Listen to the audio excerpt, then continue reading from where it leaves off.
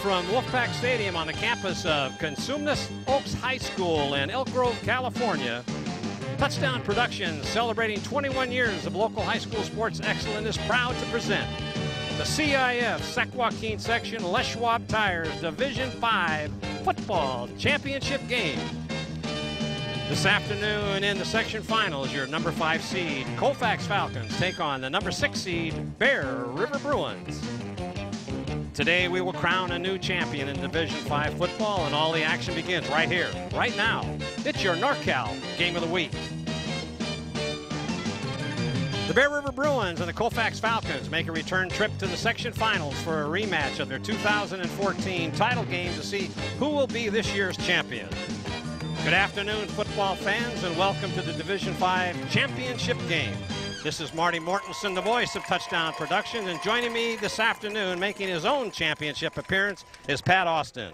Our executive producer and camera operator is Gilbert M. Dominguez, and we are all set to bring you this final football telecast from Cosumnes Oaks High School, the site of this year's section finals.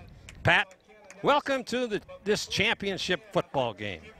Hey, thanks, Marty, and what a great game this is going to be. It was only 37 days ago these two teams matched up at J. David Ramsey Stadium for their annual PVL contest. In that game, the Falcons were flying high as they defeated their crosstown rivals 31-14. The Falcons were led by Ryan Heinman, who was 15 for 23 and 253 yards and 4 touchdowns. And running back Mason Aarons was our player of the game that night and had 37 carries for 254 yards. Yeah, that's so true. And for the Bruins, it was a loss they would not soon forget in this storied rivalry, and they have had to scramble to make the playoffs. But since then, they have knocked out the higher seed teams each week to get this berth in the championship game. And then there is the 2014 championship game won by Bear River, so Colfax will be looking to even that score this afternoon. It is also a big game for Coach Tony Martello, who will be looking for his 200th career coaching victory, a feat already accomplished by his counterpart, Bear River coach Terry Logue. And, of course, the obvious fact is that these two teams are part of a 14 PVL championship day here in the finals as the Placer Hillmen take on the Center Cougars in the Division 4 championship game right after this game. And Paul Brown and David Klein will bring you all that action as well, and you can hear it here on the Touchdown Productions Network. Something else that is special is the fact that 3 of the 4 PVL teams today are all from small towns, Marty. Joe Davidson from the Sac B wrote an excellent piece this week on how small town football is a bit different than the big city and how the activities of the high school dominate the culture and are a great source of pride for the towns of Colfax, Bear River, and Auburn. So we are finally here after 13 weeks of football at this championship game, and no one would have guessed that this matchup here tonight, this afternoon, would be between the Colfax Falcons and the Bear River Bruins for the Division 5 title. Well, it's time for us to step aside for 30 seconds, and when we return, we'll have the Are You Outside pregame show where we will take a look at the playoff grids to see how each team got here and analyze the strength and weakness of both teams. Then we'll get ready for the kickoff as the final game of the season. I have to remind you that you're watching exclusive coverage of Division 5 championship game on the NorCal Game of the Week at touchdownproductions.com. With nearly 30 years of proudly serving our community, Auburn Toyota is expanding to offer more new Toyota inventory than ever before. Chances are we have the exact Toyota model you want ready for you to drive home today. With many years of combined sales experience and hundreds of new Toyota cars, trucks, 4x4s, and SUVs, now is the perfect time to buy at Auburn Toyota. Come see why for generations Foothill Toyota buyers buy from Auburn Toyota, which is why we like to say Auburn Toyota is the place where the customers come back. All right, now it's time for the Are You Outside pregame show as we got to sit here and talk about this Division 5 football playoff brackets here in this championship round. But so far we started out with 8 teams: Sonora, Highlands, Oristimba, Colfax, Capital Christian, Bear River, and Calaveras and Ripon. Well, the first round showed that Sonora, number 1 seed, came out on top, and then Colfax pulls an upset over the number 4 team, Oristimba, and so Sonora and Colfax meet. And then Bear River pulls an upset, 26-7 over Capital Christian. And Ripon then comes out on top over Calaveras with a big win. So then moving into the next week, number 1 Sonora went up against number 5 Colfax. And well, you know how that turned out, because Colfax is here this afternoon. Very exciting game, 56-55, as Sonora went for 2 with no time on the clock after they scored a touchdown and didn't make it. So Colfax advances. Bear River comes out on top in a big defensive game between Bear River and Ripon, 14-7. So that brings Bear River into this championship game today. And that's where we stand here at Cosumnes Oaks High School in Elk Grove, California. And now why don't we go, Pat, and talk about Division 4 playoff. Division 4 has Placer and Center in the championship. Placer has made it look easy through these playoffs, just putting up huge points, and their defense has just come around, stopping anything that comes at them. Placer, the number 1 seed, has taken out Natomas 53-6. They then took out Woodland 35-6, and they go on to play Center in the championship. Center has had a pretty close matchup against other teams. They beat seed 6 Dixon 34-14, and then went on to play Casa Roble and won by a point, 26-25. All exciting football for these teams.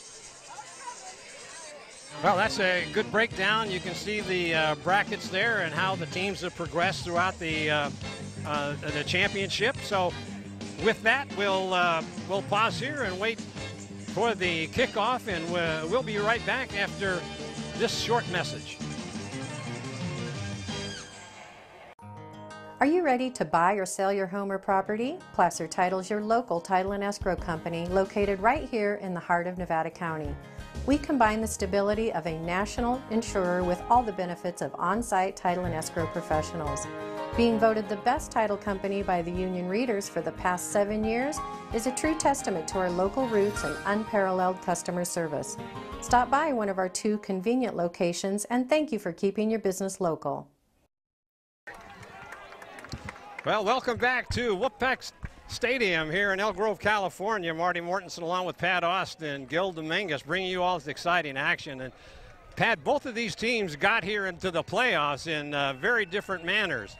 The Colfax Falcons put up some high-scoring games, one going away and down to some exciting finishes, and Bear River won theirs on defense. So we're about all set for the kickoff. It looks like Bear River will be kicking off to Colfax to start this game. So we're about ready for this exciting start of this championship Division 5 playoff game.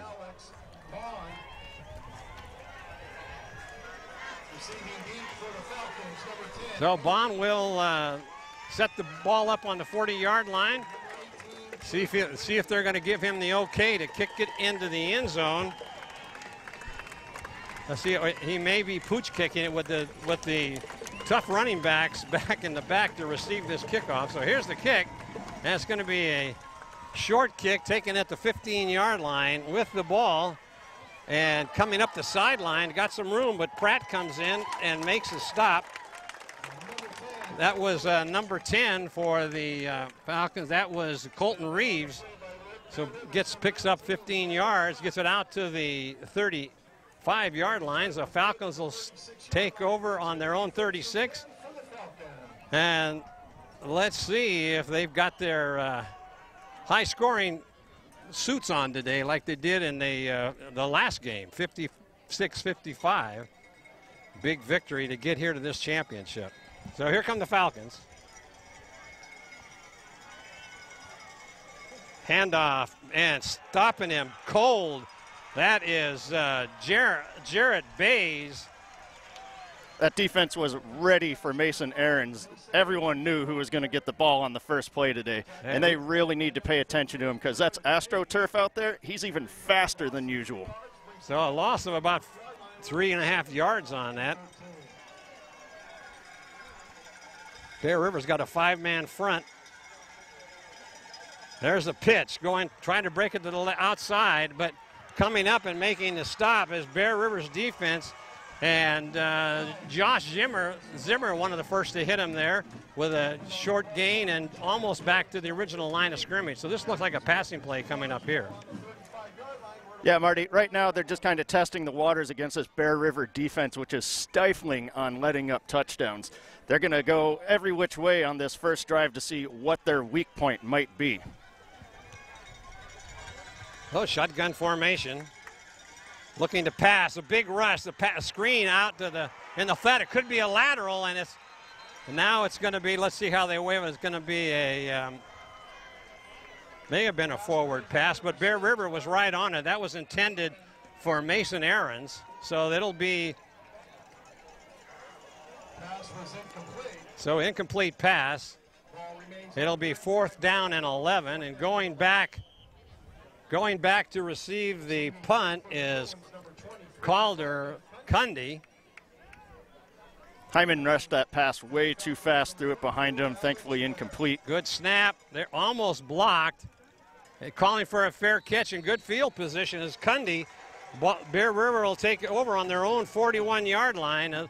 Let's see if the Bruins can mount any kind of attack here against this staunch Colfax defense. And today we'll be looking at a senior from Bear River, Baggett. He's passed for 1,228 yards this season, so we could see a little bit of passing today. They like to mix it up on rushing. They've got 3 big quarterbacks that they like to move around out there on offense. All right, here come the hand off the base. First man through, still on his feet, still moving. He maybe picks up a yard or two. Not much there. That was Bays on that run. He's averaging 6 yards a carry, so they really need to pay attention to him. He's big, so they're going to have to double up on him whenever it gets handed off. Well, 2nd down and about 9 for the Bruins on their first offensive series of this afternoon. Calder and Moronic split out to both sides. Single back in the backfield. Now a shift into shotgun formation. In motion is Scott. Turns upfield, rolling out to his right. Pass complete to Scott for about 6 yards.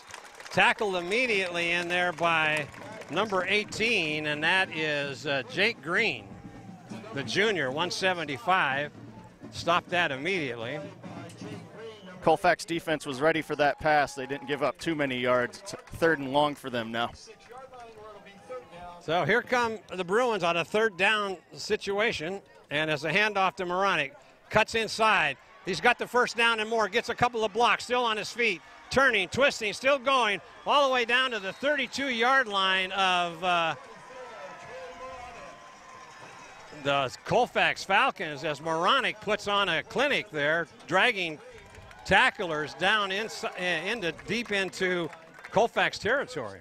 Colfax wasn't ready for that run outside, and Moronic broke probably every defensive player out there. So 1st and 10 for the Bruins. Rolling out, looking, stepping up. And he fumbles the ball, but recovered in there by, that is Bays. That was a very nice play action fake, but the defense got around on his blind side really quick and forced a fumble. That'll move the ball back about 6 yards. It'll be 2nd down and 16. This really helps Colfax out. They can play the pass a little more than expecting a running play. Yeah, good thing Jared Bays, number 58, was right there as he was able to corral that ball. It was loose on the turf. In motion is Zimmer. Rolling out again to pass, looking for a block. He's got Moronic down the sideline. He cuts it back up the field, down into the 5. Touchdown, Bruins! What a great play in there by a rollout by Baggett as Moronic breaks to the sideline, picks that ball up, sidesteps a couple of tackles, and immediately the Bruins go up on a 2nd and 16 play. Wow. Moronic had great vision on that pass. He was ready to run forward. He knew where those defensive players were, and he just dodged them, ran right into that end zone. So Bond now looking for the PAT, puts the ball down, it's snapped, and it is good. And it's into the net on the other side of the track. So Bond's got his strong leg working today. So with timeout on the field, Bear River on their first possession scored the touchdown at 7-0 Bear River, and we'll be back right after this as we remind you you're watching exclusive coverage of Division V championship football game here on the NorCal Game of the Week at touchdownproductions.com. Thanksgiving is finally over, but now the fridge is empty. Time to stock up this week at SPD with boneless New York steak, fresh bone-in thighs, or maybe you feel like sirloin tip roast or pork tenderloin. Or maybe it's something from the deli. SPD is where you get the freshest produce for all your meals. You're sure to find savings every time you shop in every department. It's SPD Markets in Nevada City and Grass Valley. Well, welcome back. Bear River scores right away on their first possession. Bond will now set the ball up on the 40. And Reeves, and let's see who else, and 10 it looks like, and 18, Green are back. That ball's going to be taken on the 5-yard line, coming up the sideline, goes back a couple of, he's on his way, and he's down to the 35, and Bond's coming over and makes the stop, knocks him out of bounds. 30-yard line. This is one thing that Coach Savoy and Coach Logue were worried about, is that if Bond can't get that ball in the end zone, it's going to be a lot of times the teams have been running back, some big run backs on them, so they take over on their Bear River 30-yard line. Good thing the kicker, Alex Bone, was there to slow him down. That gave the chance to Bays to run up and tackle that runner before he got into the end zone on a kickoff return. So there's a handoff. Aarons sneaking through for big yardage there, and he goes to the first down. Brought down in there by Zimmer. Aaron's just taking his time, trying to read the play, see what the Bear River defense is going to change over to. Then he jukes a couple guys, pushes forward, gets even more yards.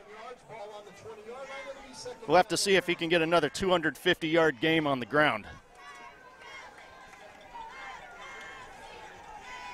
Aaron single back in the backfield behind Ivan.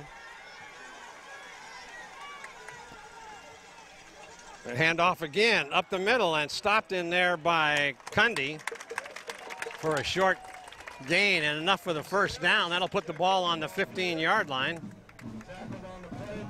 He thought he had a lot of running room in front of him, and all of a sudden linebackers are right there tackling him for only a short gain on that last play.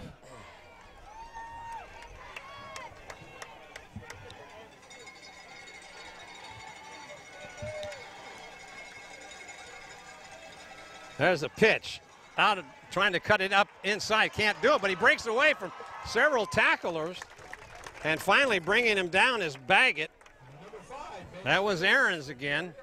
He looked like he was going to be stopped for a loss, but then was able to spin around and pick up a couple. These small gains are really helping Colfax out in order to set up a passing play into the end zone. Look for that. So Bear River's got their backs to the wall here on that fine run back of that kickoff. Always good to have that short field. Really helps out the play calling. Well, they're short, and now they got to call a timeout because they were short player as O'Brien was late to get into the game. So with timeout on the field, we'll remind you that you're watching exclusive coverage of Division V championship game here on the NorCal Game of the Week at touchdownproductions.com. Nothing tastes better than a sandwich crafted just the way you like it. And at Port of Subs, our master slicer slices your sandwich fresh to order. We offer top quality meats and cheeses. Add your choice of farm fresh veggies and pile them high on our freshly baked bread. We stand by this classic approach. Why? Because it all comes down to one simple truth. Port of Subs just tastes better. Whatever you crave, prepare to fall in love. Slice fresh sandwiches, Port of Subs. Welcome back after Colfax takes a short timeout.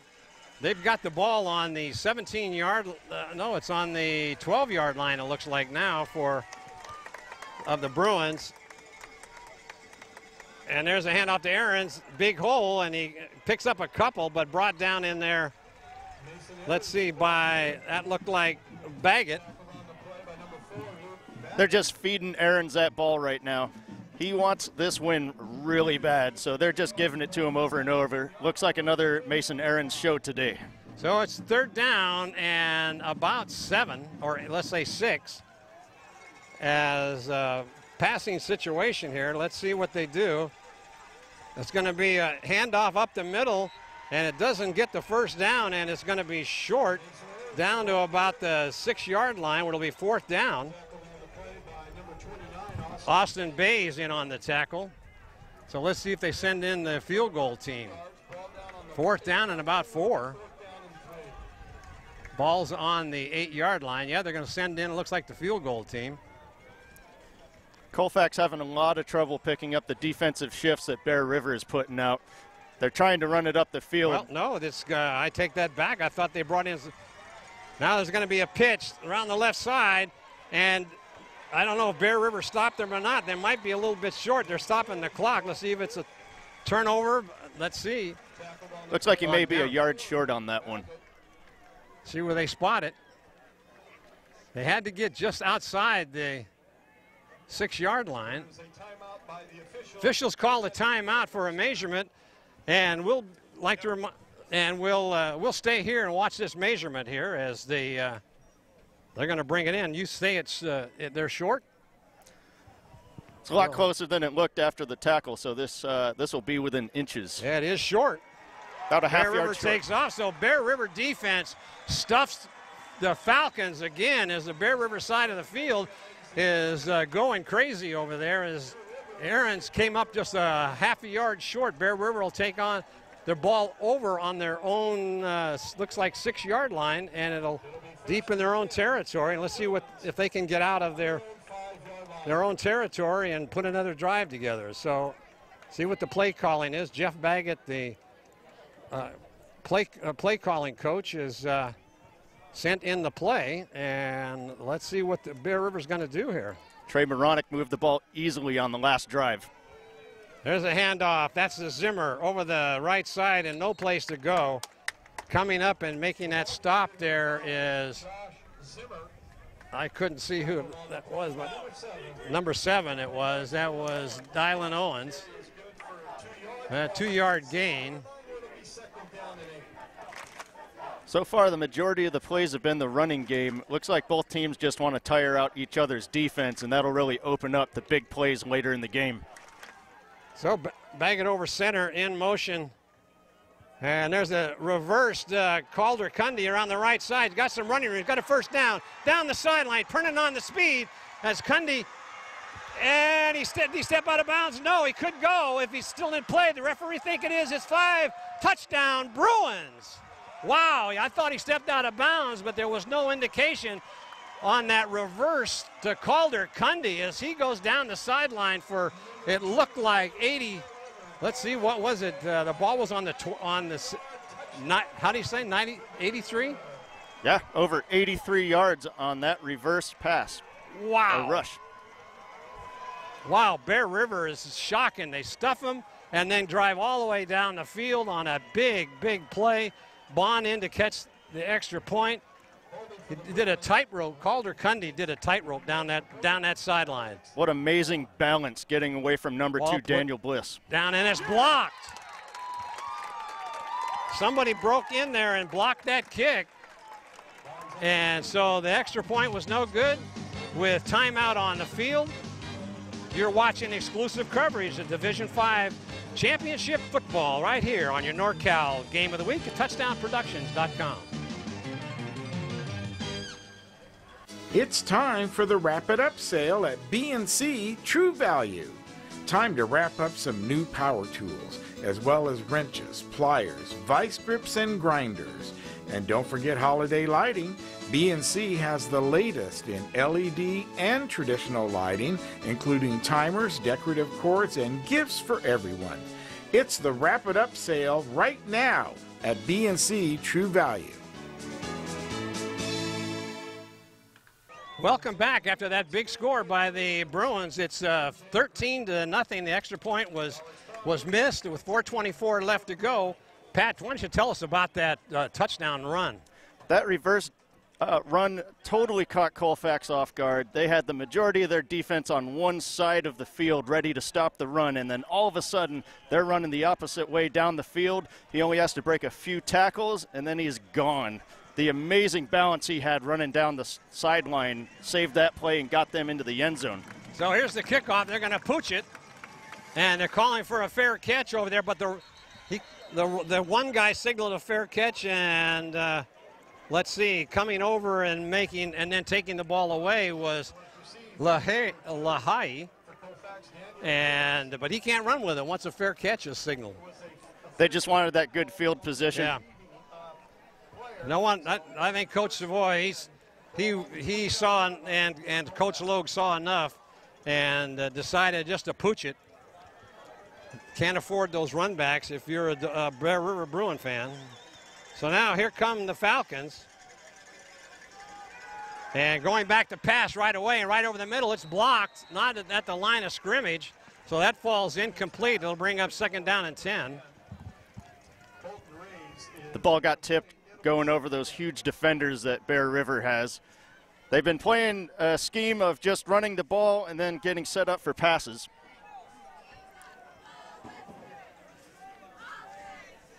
So McCann comes into the game.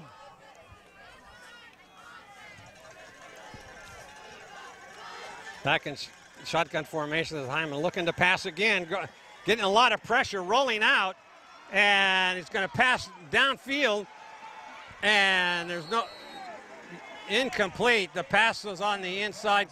Cundy came in and got twisted around and was able to, unfortunately, he did not hit the receiver, and the ball fell incomplete. Yeah, he was just a little too far ahead of that pass. If it would have been complete, that would have been another score in this first quarter. So 13-0 here for the Bruins with 4:12 in this first quarter. Very exciting so far. There's a inside hand there. There's their own reverse, so they've got some running room. And coming up and down the sideline, run out of bounds by Baggett. That was number 10, Reeves. Penalty. It's a hold against the Falcons, and so Bear River is getting all the breaks here in this first quarter. That was a nice run in there by Colton Reeves. As he took that reverse, they said, what's good for the Bruins is good for us, and they took it down the sideline. Big pickup down to about the 40-yard line of the Bruins, but it was called back on a hold. And so that'll bring up 3rd down and about 20.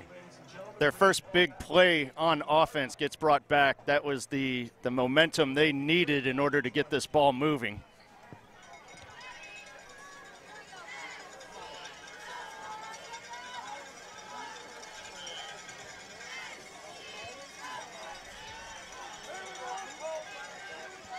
So looking to pass again. Looking to pass, going deep. Got good pressure, looking. And it's going to be caught. Oh, what a play that was. That was number 23, O'Keefe.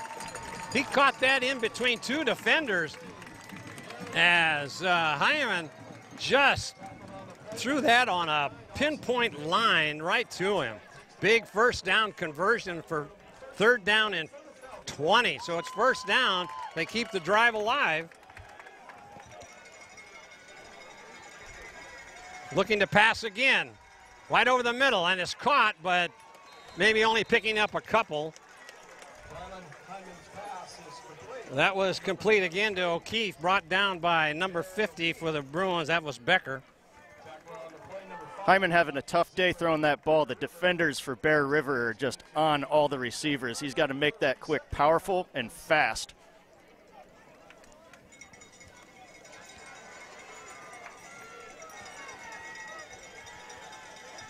Handoff. Oh, he fakes it, and he's going to run it himself. He's going to get some yardage down the sideline, and he's going to get the 1st down on a nice run in there. No, he's short. Stepped out of bounds before the 1st down marker, and that'll bring up 3rd down and 3. Hyman, the ball carrier, faked the handoff and then took it himself. He had plenty of running room, but was forced out of bounds. So that'll bring up 3rd down and short. Colfax crowd calling for a 1st down here. There's a handoff, and he gets it. That is, looked like Ahrens again for a couple. He gets the 1st down. Ahrens, some hard-earned yards, but able to get the 1st down and keep this drive alive. This is the first one they've had that is really starting to move down the field. They've had great field position on all their drives, but that stifling Bear River defense has really been doing what they need to. So in the ball game is Bays going out as Nix for the Bruin defense.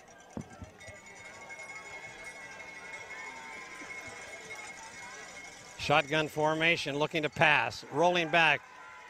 No rush, got a man wide open again, and out of bounds, short of the 1st down. Zimmer came over to make the stop. That was O'Keefe again with the ball. Zimmer with the stop. 2nd down and about 4, I'm sorry. Colfax beginning to notice that the short pass is catching Bear River off guard, so they're really starting to play that a little more than coming out with the rushing game with Ahrens. Well, Bear River has no pass rush. They can't get to him, so that's why he's had plenty of time. There's a handoff again. He cuts, makes a couple of moves, got the 1st down, and he's down to about the 30-yard line, 1st down. Clock continues to run here in the 1st quarter, 2:34.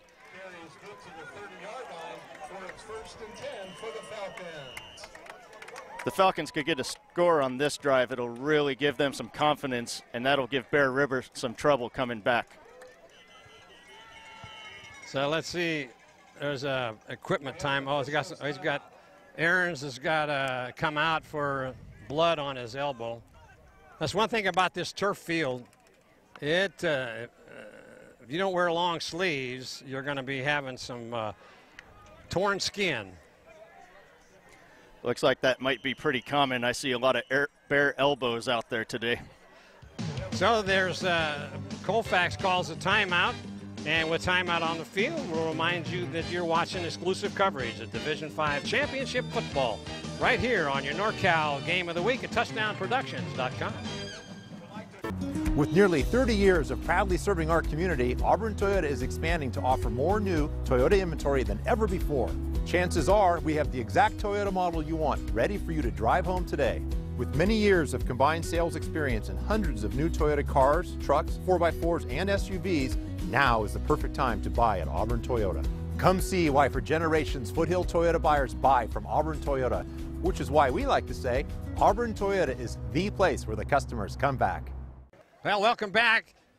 After that timeout, they wanted to keep Ahrens in the lineup, and there he was getting taped up. He's got the trainers came over and wrapped his arm up to stop the bleeding, and I guess on this key play, 1st and 10, they want to have him in the lineup. So the timeout was called by Coach Martello, and going for his 200th victory here today. And he's make sure that Ahrens was still in there. So here they come, 1st and 10 on the Bruins 30-yard line. Rolling out, looking. No pass rush, but coming on and then a tackle missed, and going down the sideline to about the 7-yard line. But it looked like there was a block in the back. Let's see what they say before they move it. Yeah, I think they're going to call a block in the back. That's unfortunate because Green made a great catch with that ball being low, was able to make a turn and get a lot further down. Yeah, that was a legal block in the back. I saw that as the defender went up to make the tackle, and he was hit from behind. I didn't see who hit him, but they knocked him off balance, and when you do that, right in front of the referee, it's going to get flagged every time. So that'll put the ball back on the 30, and it'll be 1st and 10 now. Instead of having the ball down on the 7, that penalty has moved it back to the 30-yard line where it's 1st and 10. Bear River's getting a little luck with these penalties because that's the second big play that's gotten called back. So Ahrens in the backfield with Hyman. There's a fake. He's rolling out, looking deep down the field. And, oh, what a catch.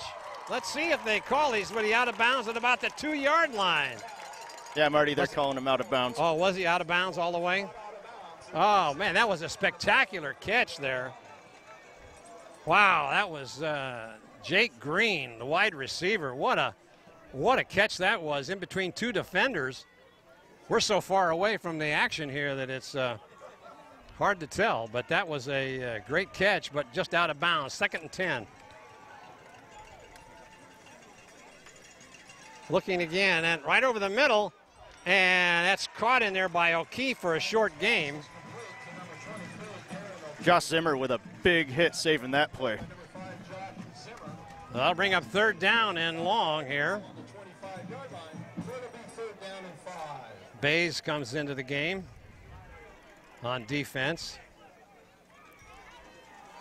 Hyman goes over to the sideline for the play. 1 minute and 36 seconds left to go in this first quarter. Very exciting game so far. So 3rd down, and there's that reverse again. And Bear River wasn't ready for it. Down the sideline, 5, down to about the 5-yard line. Wow, that was Reeves again on that reverse.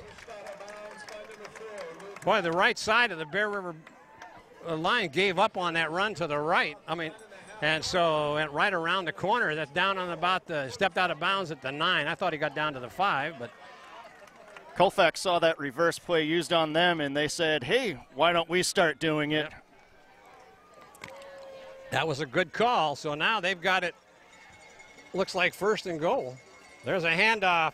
Aaron's right side, maybe he gets a couple. Ball's knocked away, but after he was down. They ran into a wall of defenders right there. Bliss on the lead block. Moronic in on the tackle. So that ball sits on the 7-yard line. 2nd and goal.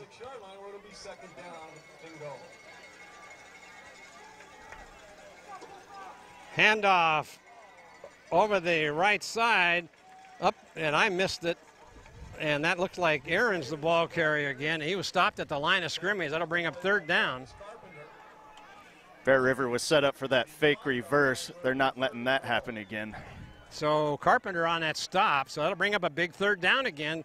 Colfax has been really tough on offense on this 3rd down, so let's see what they do here.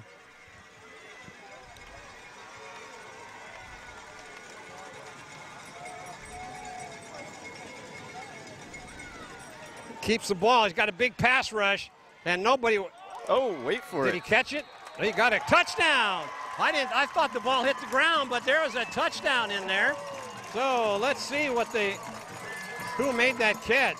Aaron's caught that one right on the ground, rolled over, all of a sudden touchdown. Wow, that was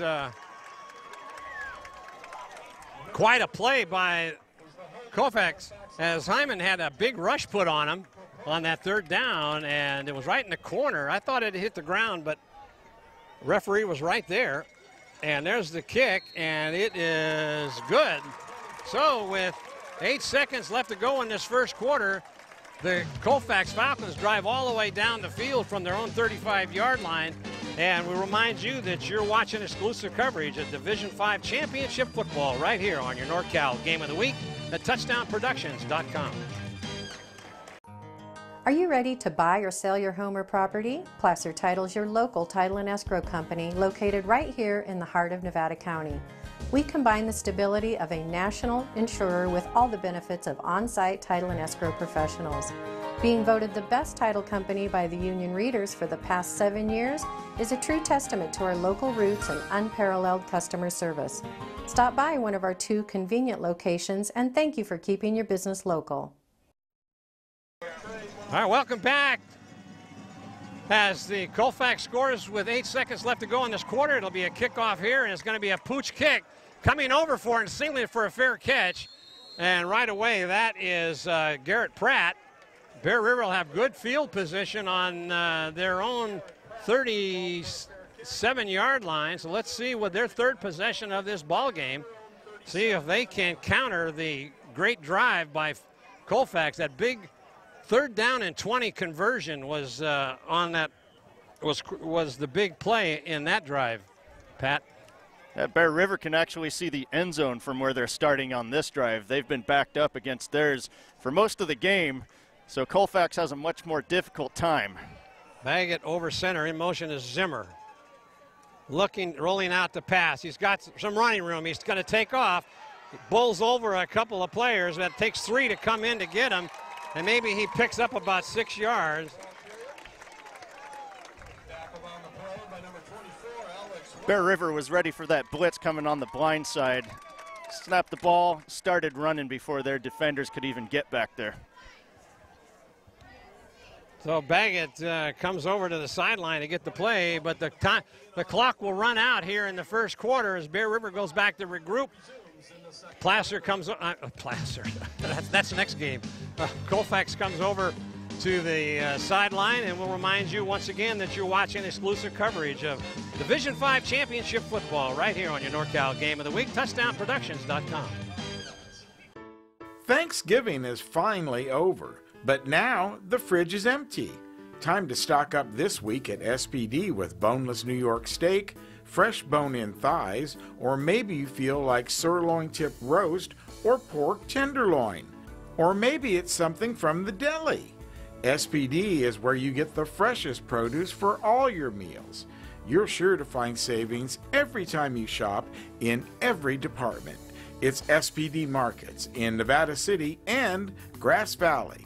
Well, welcome back to the start of the second quarter. Marty Mortensen along with Pat Austin and Gil Dominguez bringing you all this exciting Championship 5 playoff here, as the Bruins have got now a 2nd and about 6, and there's Cundy. Cuts it up and and a nice tackle in there.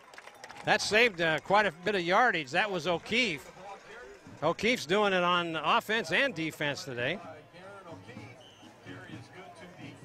Colfax really starting to make adjustments for those outside runs. Yeah, Calder Cundy cut it back into the inside as the end was cut off. So let's see what they can do on 3rd down. And there's Moronic on a sweep. Got the first down and more.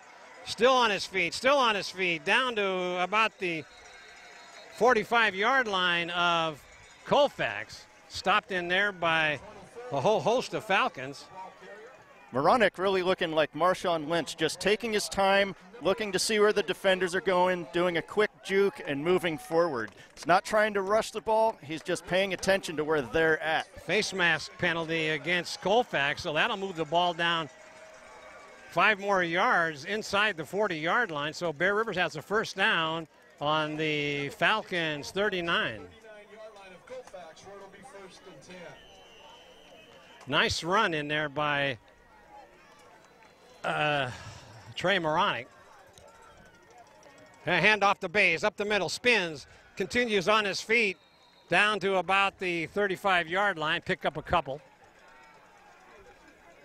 Austin Bays, the ball carrier.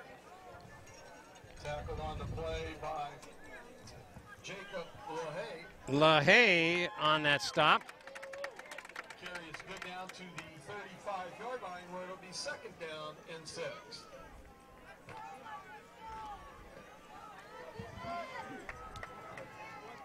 Handoff, Moronic, left side, got a blocker, still on his feet, down about a yard short of the first down. Stopped in there. The initial hit was by Daniel Bliss. So that'll bring up a 3rd down and short. These outside runs by Bear River seem to keep moving them forward. They have yet to get stopped in the backfield when they run it outside. Running up the middle is not working for them. That big defensive line for Colfax is ready for those. So that'll bring up 3rd down.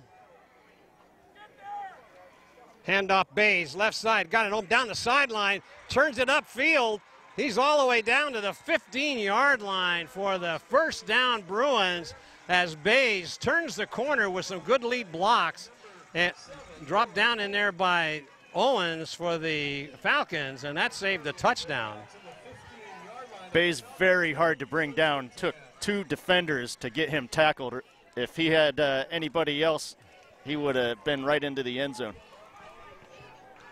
Now it's And inside handoff, that is to Zimmer, and that goes nowhere. Might have even lost a yard as the Falcons came up and stuffed that play. That was number 58. Once again, Jacob LaHaye in there on that stop. The ball's just inside the 15. 9:29 left to go in this first half. Bear River up by a score of 13-7. Bag it over center. Handoff to, that looks like Daniels. Hunter Daniels, first carry tonight. He doesn't get much on the outside. That'll bring up 3rd down and 9. Bliss in on that stop. Falcons were finally ready for an outside run. Have to see if a pass will come up to throw Colfax off on all these rushing plays. Yeah, they got Scott in now, and Calder out to the right, Moronic out to the left.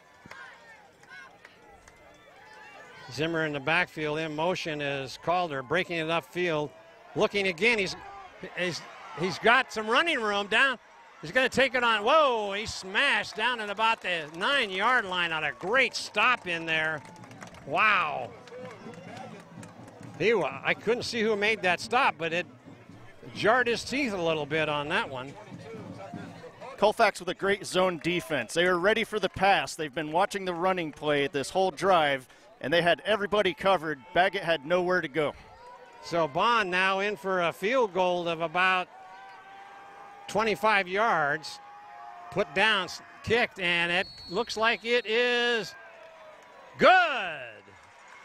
Alex Bond gets a 25-yard field goal. Bear River now goes up on top by a score of 16-7, a 2-score game, as Bond gets that field goal with timeout on the field to score 16-7 with Bear River up on top. 7:58 left to go in this first half.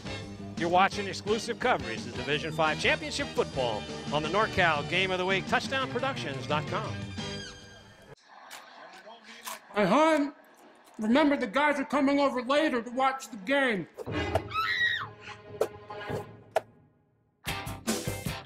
Make a play for winning trays from Portisubs. We have the perfect tray for every game and every fan. So use your app or order online today.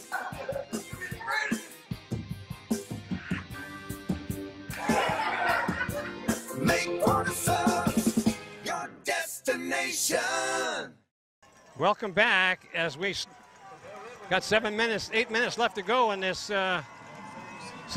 first half, and here's a pooch kick going to be taken short in there, and that is number 28, still on his feet. Wow, and that is Jake Green as he maneuvers his way up to the 38-yard line where Colfax will take over 1st and 10.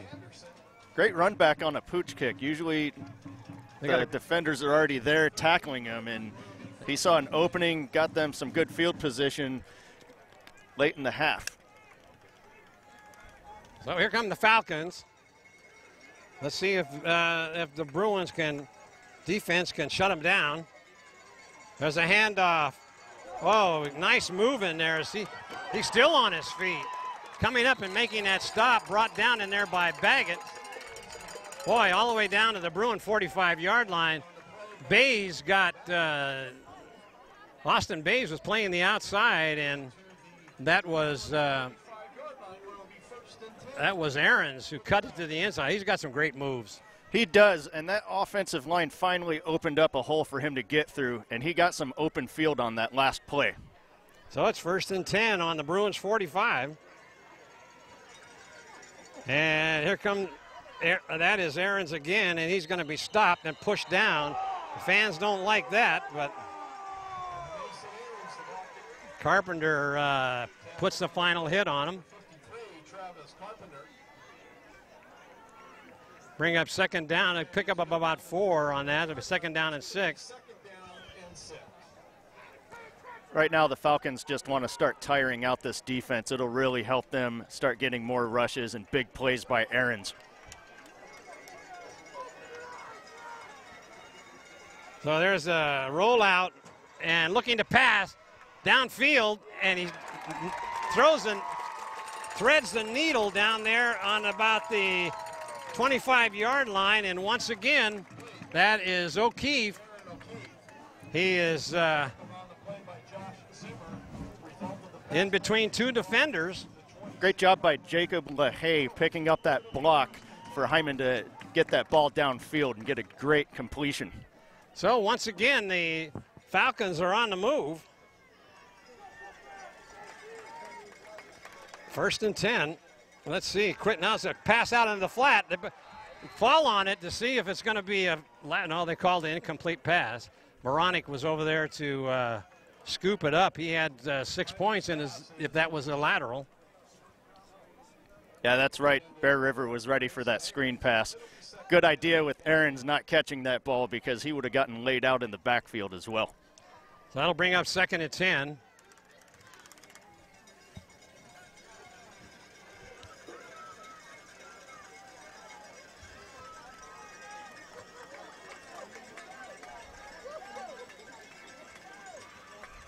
There's a handoff to Aaron, and he's still on his feet, but being brought down in there by, that was Pratt on that tackle. Great job by the Falcons offensive line, slowing down Bear River, getting Aarons a chance to see where the play's going and keep on pounding away. 3rd down and 7. The Colfax Falcons have been pretty potent on this particular on this down, and he overthrows his receiver. That was intended for Reeves, just threw too high. Good coverage in there by Trey Moronic. That'll bring up 4th down. These passes have been hard earned by Colfax. The defenders for Bear River have been right there with their wide receivers. Very tough to pass to that. So they got a 4th down and about 7. Let's see what they do.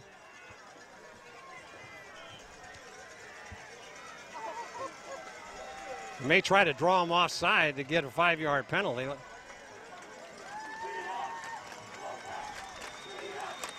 Nope, they're going to pass it right away, and and knocked down in there by Calder Cundy. Flag on the play, though. There's a flag down. Looks like that may have been pass interference. On who, though? There's a flag down. Looked like Cundy was a little bit on Reeves' back on that pass. I thought I saw his hand on his back. I don't think he was going to be able to. Oh, it was a holding call.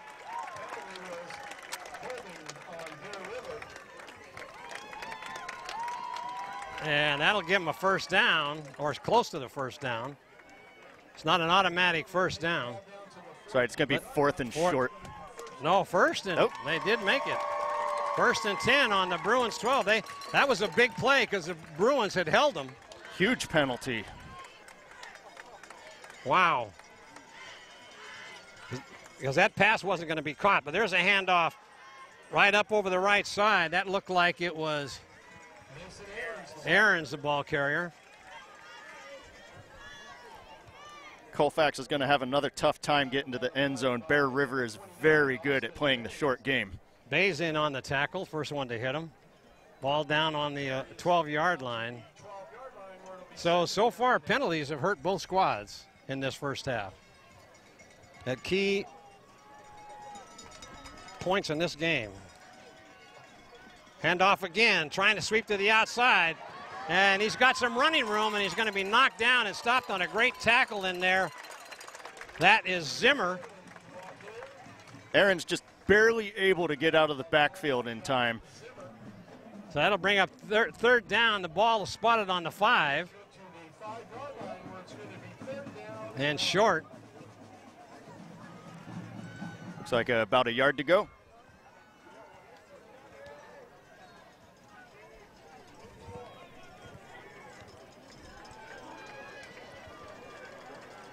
So let's see if the Bruins can put something together here on defense. There's Aarons again, and he stopped right at the line of scrimmage. Let's see if they kept him out of there. See who's the first one to hit him. That was Pratt. No, they gave him a 1st down, so it's 1st and goal now. on about the 3-yard line. Aaron's bounced off of that one tackle and was able to get just enough to keep this drive going. Very impressive third downs today.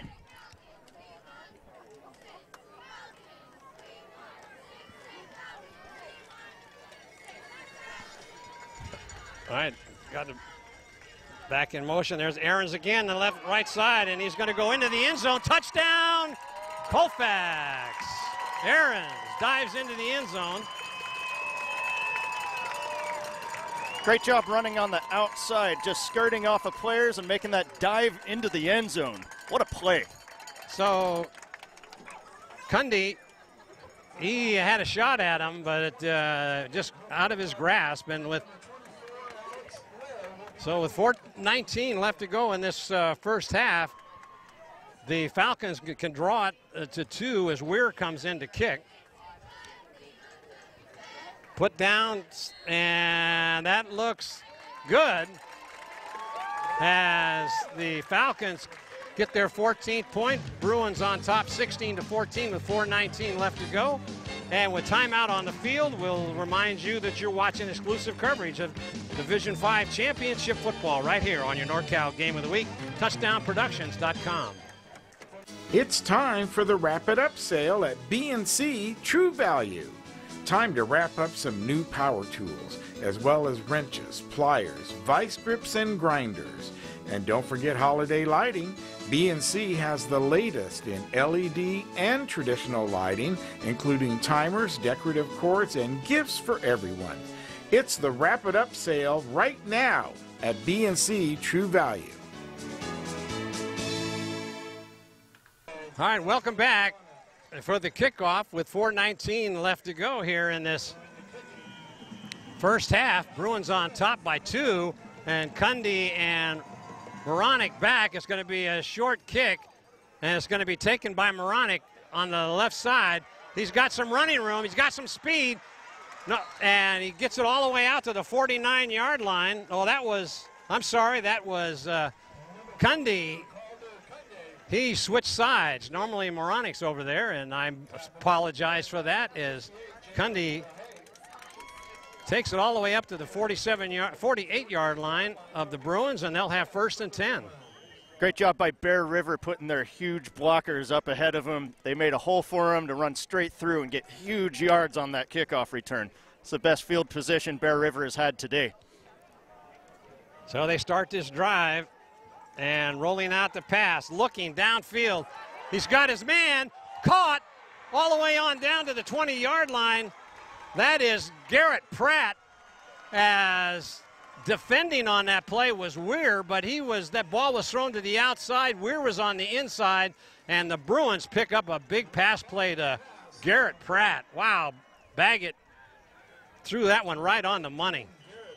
Yeah, that was threaded because Weir did a great job at defending him. He almost had a hand on that ball and broke up the pass, but it was just a little too far ahead of him. So 1st and 10 for the Bruins. They get up to the line of scrimmage fast. Moronic in motion. It's a sweep over the left side.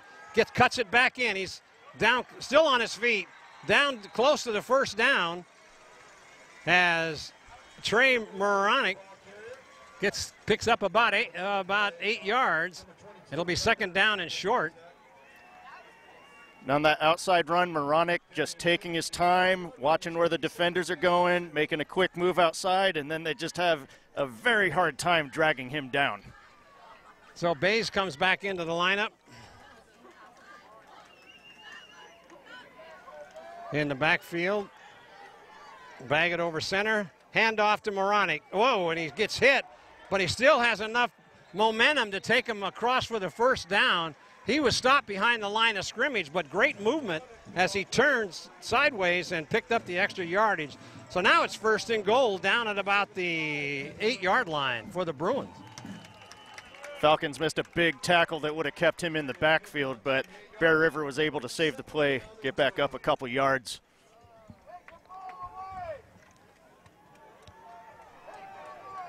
Two backs in the backfield, Moronic and Bays. Bays, quick handoff up the middle. Gets all the way down to close to the goal line. Let's see where they spot it at about the 3-yard line. Surprising he didn't get in the end zone. There was barely anybody there for the Falcons to tackle him. I thought he was going to go in untouched. Well, that was Jake Green to save that tackle, the junior for the Falcons. Green having a great day today. Certainly is. There's Carpenter. Still driving, and he looks like he's close to that end zone. Let's see what they say.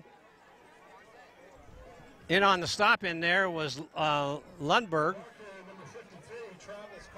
Carpenter, the ball carrier. He's one tough runner. They're just trying to power him through using a linebacker. So now they got Bays and Carpenter back there again. And a quarterback sneak by Baggett. He looks like he's into the end zone. Let's see what they give it to him. They do. Touchdown, Bruins. Great job just pushing that through the line. They got a great hole for him to just run on through and dive into the end zone. So the extra point team comes out. Alex Bond will come in. The ball holder will be Jenkins, attempt the extra point. Trying to make it a 23-14 game. There's a snap, put down, kicked, and that looks good. It is. So Alex Bond gets the extra point. Bear River goes up 23-14, and with 1:48 left to go in the half, we'll remind you that you're watching exclusive Division V championship football right here on your NorCal Game of the Week at touchdownproductions.com. With nearly 30 years of proudly serving our community, Auburn Toyota is expanding to offer more new Toyota inventory than ever before. Chances are we have the exact Toyota model you want, ready for you to drive home today. With many years of combined sales experience and hundreds of new Toyota cars, trucks, 4x4s, and SUVs, now is the perfect time to buy at Auburn Toyota. Come see why for generations Foothill Toyota buyers buy from Auburn Toyota, which is why we like to say Auburn Toyota is the place where the customers come back.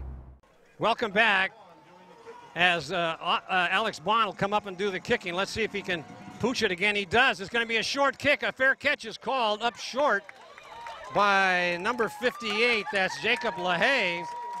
Signaled a fair catch, caught it, and so with good field position for the Falcons. I don't know. It's hard to tell whether you you kick it short and they get good field position, kick it long, they got a possible run back. So they have a short field now. That was almost an onside kick. Yeah. So three receivers out in the pattern here for the Falcons, looking to pass, and it right over the middle, and it's going to be just off the fingertips. That was Colton Reeves, the intended receiver, as he just on his fingertips. Just couldn't quite hold on to it. Bounced out of his hands. They'll have to come back out, see if they can get something out of this play with 1:44 to go. 2nd and 10. Another pass over in the flat and intercepted by Cundy. He's down the sideline. He's got running room. He's got some speed. He's down to about the 30-yard line. And Calder, Cundy, let's see, there's a penalty? Pass interference, maybe? Looked like pass interference. He got sandwiched out on that play. That's what got Cundy the chance to catch that ball. Well, let's see as they're talking it over. Let's see what the call is. Pass interference on the Bruins. So that's going to cost them, as they would have had 1:33 left to go with a chance for another score. And so that'll keep the drive alive here for the Falcons. Big play. That's the second one of this half. Penalties really playing a huge factor in this game. Instead of that being an interception, Colfax gets 15 yards out of it. Boy, that's a big turnaround there for the Falcons, as they were looking at Bear River having a chance to score one more time. That's right, a minute and a half, and they have a chance to get a touchdown out of this going into halftime. Oh, looking to pass again, throwing it out into the flat. He's got his man open, but ended up just overthrown as Cundy. They're working on Calder Cundy out there today. Yeah, just a little too far over his head. He was able to get that touchdown if he could have just gotten it a little closer to him. Yeah, it was one-on-one coverage, and that was very close for 6 points for the Falcons. Yeah, Reeves seems to be the popular receiver for Hyman today. So it's 2nd down and 10. We got 129. Passing again, no pass rush. Plenty of time now. Can't find a receiver. He throws it wide open at the 25 and brought down there. Let's see where they finally spot the ball. That was down at about the 16-yard line. Who was the receiver? Great catch by Green, getting out there in the open, saw his quarterback was in trouble. Hyman gets out of the pocket just in time to get down the field to him. Bear River finally had a pass rush, but Hyman is so quick out there. He rolled out and found his receiver. So now he's rolling out again, looking, and he throws it, and Cundy now throws him out of bounds. Clock is stopped, and that's inside the 10-yard line. Another huge catch by Green, but he really paid for it. So it was thrown to the ground, and that'll be 2nd down and about 3. They only have 1 timeout left, and 1:11 left. They hurry up to the line of scrimmage. That's Aaron's ball carrier, and he's going to take it down to about the 5-yard line, tackled in there by Bays and also Sam Davis. Colfax trying to catch Bear River off guard, running the ball with only a minute left. So timeout is called with 1:04 left to go in this first half. We've got timeout on the field. You're watching exclusive coverage of Division 5 championship football right here on your NorCal Game of the Week at touchdownproductions.com.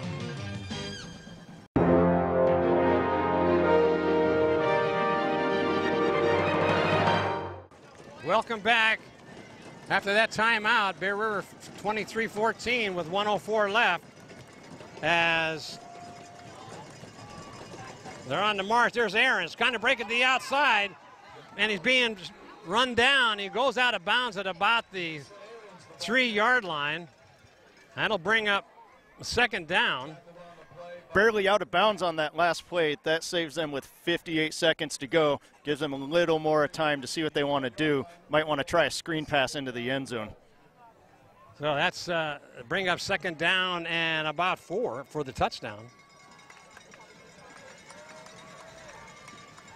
Looking to pass, throws it, and it's going to be caught. Touchdown, unbelievable. Right over Moronic.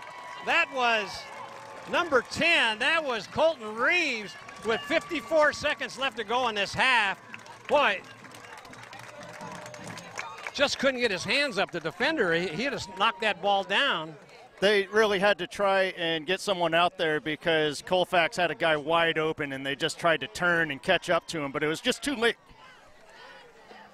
So here's the attempted point, and that is good. So with 54 seconds left on this first half at 23-21 in favor of the Bruins. We'll take a timeout here with before the conclusion of this first half. You're watching exclusive coverage of Division 5 championship football right here on your NorCal Game of the Week at touchdownproductions.com. Hey, hon, remember the guys are coming over later to watch the game.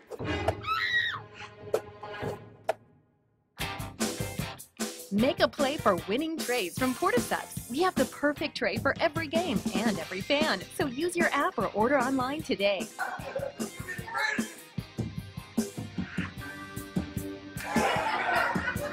Make Portaseps your destination. Alex Weir will kick it. It's going to be short, taken over on the other side of the field. That is Cundy. And he's got some running room, and he's got it up to about the 45-yard line of the Bruins. Cundy really getting a lot of help from his blockers. It's getting him a lot more yards out of those big guys being right there for him. So with 49 seconds left in this first half, Bear River has got some time. They've got 3 timeouts left. Let's see if they put the ball all in the air here. Yeah, I think giving the Falcons that good starting position on the 48 was put that short field up. Now there's Zimmer going to run it. And that he only gets about 4 yards, but so I guess they were trying to keep them thinking they might be sleeping on that play. Yeah, that's right. With 48 seconds left, you would be expecting a big pass down the field. Falcons do need to be ready for that because Bear River has gotten a few big tosses already in this half. 6-yard gain to the 50-yard line where it'll be second down and 4. All right, Bear River calls a timeout. They still have 2 left with 42 seconds. If they can get the ball down into Falcon territory, give Alex Bond a chance to attempt a field goal. He kicked in practice yesterday a couple of 45-yarders, so we'll have to see if he gets that opportunity. That Bear River, their kicker has one big leg, as we saw with their extra point earlier. We kicked it into the soccer net, which is about 30 yards further than the field goal post. Yeah, so let's see if what kind of plays Bear River has in this last 42 seconds. So here come the Bruins.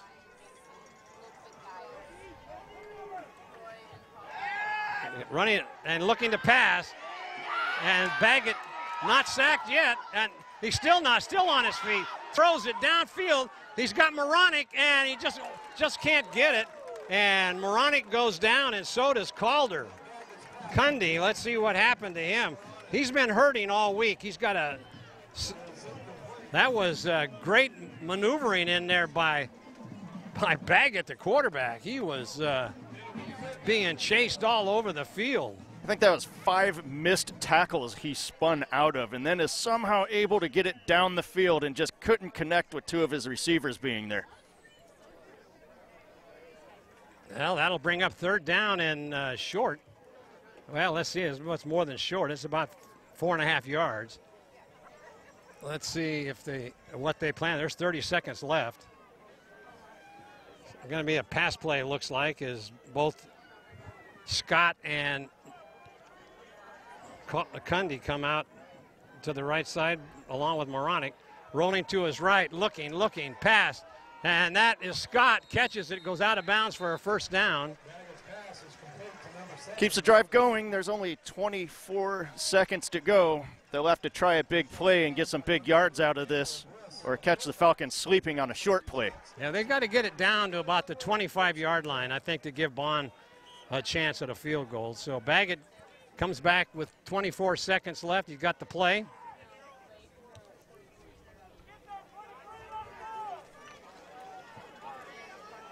So tight formation here. Moronic gets a sweep to the left side, cuts it back upfield, still on his feet, still going.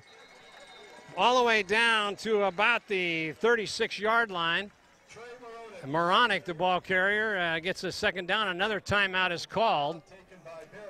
Got about 8 yards on that play. Still a little too far away for their kicker, even though he's got that huge leg on him.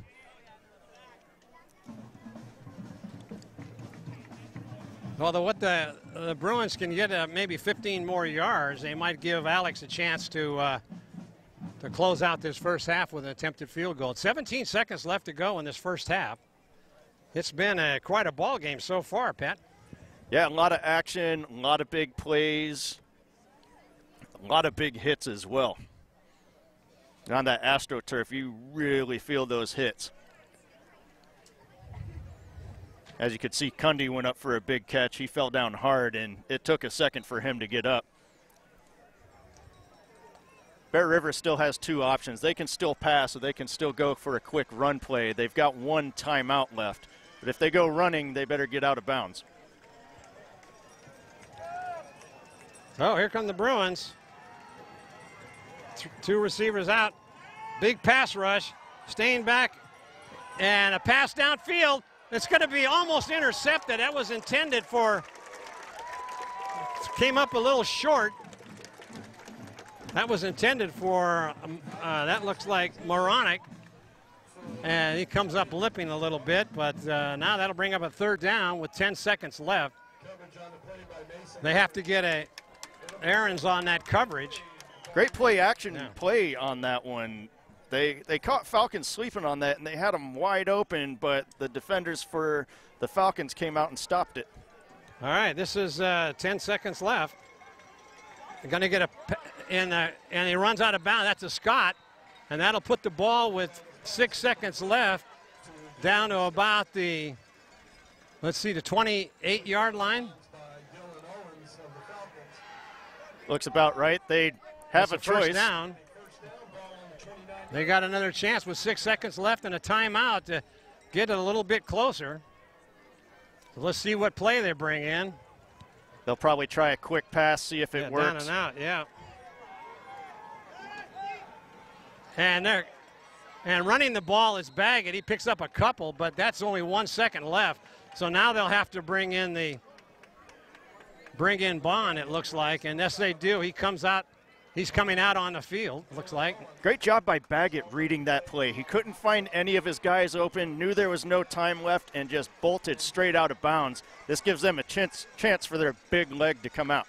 So this will be a ball will be spotted on the 36. This will be a 46-yard field goal attempt. So Bond got his chance here, the young sophomore. Good down snap, kicked, and it's going to be just short. No good, just 1 yard short as Bond comes up with the clock running out on the first half, and with halftime in the books now, it's Bear River 23, Colfax 21, and with timeout on the field, you're watching exclusive coverage of Division 5 championship football right here on your NorCal Game of the Week at touchdownproductions.com. Are you ready to buy or sell your home or property? Placer Title's your local title and escrow company located right here in the heart of Nevada County. We combine the stability of a national insurer with all the benefits of on-site title and escrow professionals.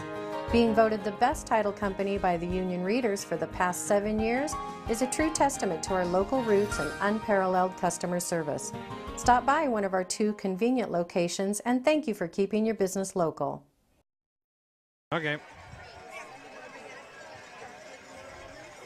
Waiting here on the start of the second half, and our own David Klein from Touchdown Production met last week with Mason Aarons, and here is his report. Colfax, a small town in the foothills of Northern California, a town with a population of just over 2,000 people. But the local high school makes most of the headlines mainly for their outstanding athletics program with an annual enrollment of under 600 students. But this Colfax Falcons team has a special player on their roster, senior running back Mason Aarons. It's Mason Aarons.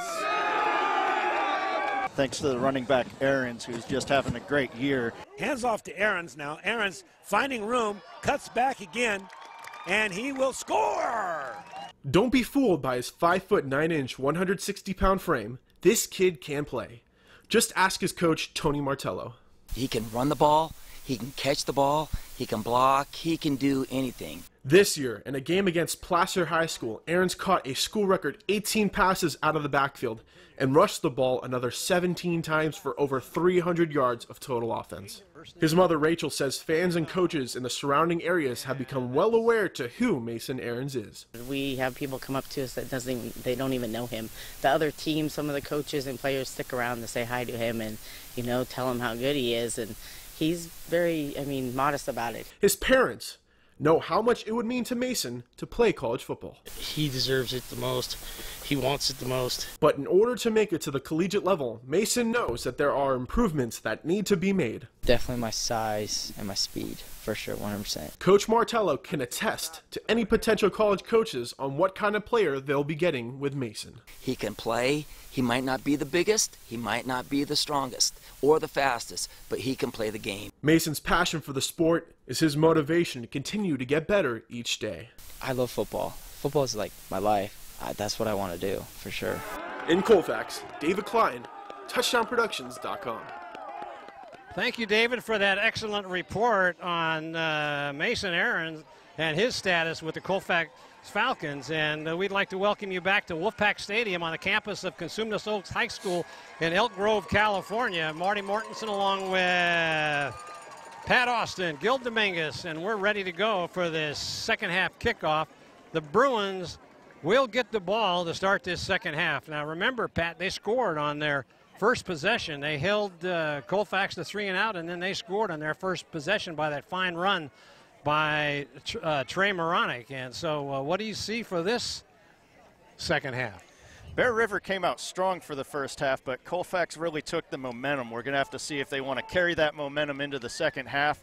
There's been some great plays by Reeves, Green, and on the other side of the ball, Baggett has really been having to run around, staying away from that Falcons defensive line. So far, Moronic has really had a great game. A lot of great outside runs, just dodging defenders and getting 10 more yards than he should have. And don't forget Calder Cundy on that 87-yard. I believe that's how long it was. It happened so quick. I didn't see where the ball was spotted. And he ran all the way, tiptoed down that sideline and really made that startling touchdown to put the Bruins up 13-0. This AstroTurf has them moving very fast. Both teams play on grass fields at home, so this is kind of a new experience for them in the playoffs. Well, the Bruins are ready for the kickoff. Back to receive. We've got Cundy and Moronic. Let's see where they kick it. Doing the kicking for the Colfax Falcons is Alex Weir. He's a junior, 170 pounds. Got 3 of their biggest players waiting to catch that ball back there. You've got Bays, you've got Cundy, you've got Moronic. So you have to see where the Falcons really want to kick this to. All right, here we go for the start of the second half. Bruins on top, 23-21. As the Colfax fans are getting into this here. Let's see where a little pooch kick. It's going to go out of, might be go out of bounds, but no, it's caught over there by Pratt. Pratt continues his fine play here this afternoon. They'll have it on their own 40-yard line. Well, they'll have good field position to start this second half, and both kickers are afraid to kick it to the backs back in the waiting at the end zone because of their potential to run it back each time. That's right. The special teams have looked great today, and it's very hard to kick to these players. They just have huge speed. So Baggett, and that's a quick snap to what happened there.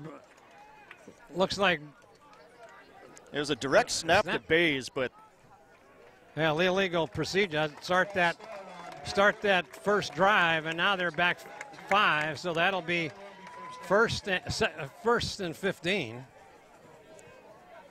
Another costly penalty. Yeah, Bear River suffered quite a bit here with some penalties that cost them about 14 points. So has Colfax, though. They've so now in shotgun formation. And now that is Baggett on the keeper, and he's going to be brought down by, that was number 20, was that 14, Vic Edwards. First time we've called him tonight. Yeah, they ran the same play that they got the illegal procedure on, and Falcons were ready for it again. They saw that motion, and they were ready for a run to the outside by either Baggett or Bays. So that'll bring up second down and about 14 for the Bruins. Over center, and there's Moronic on the sweep. He's going to get to the outside. He turns it upfield, got some running room, gets close to the first down to about the 47-yard line as Moronic continues his fine running. Great run by Moronic. He only had one guy to beat, and he got downfield again. Secondary had to come up and get him. Stepped out of bounds at about the 47-yard line. It'll be third down and short now.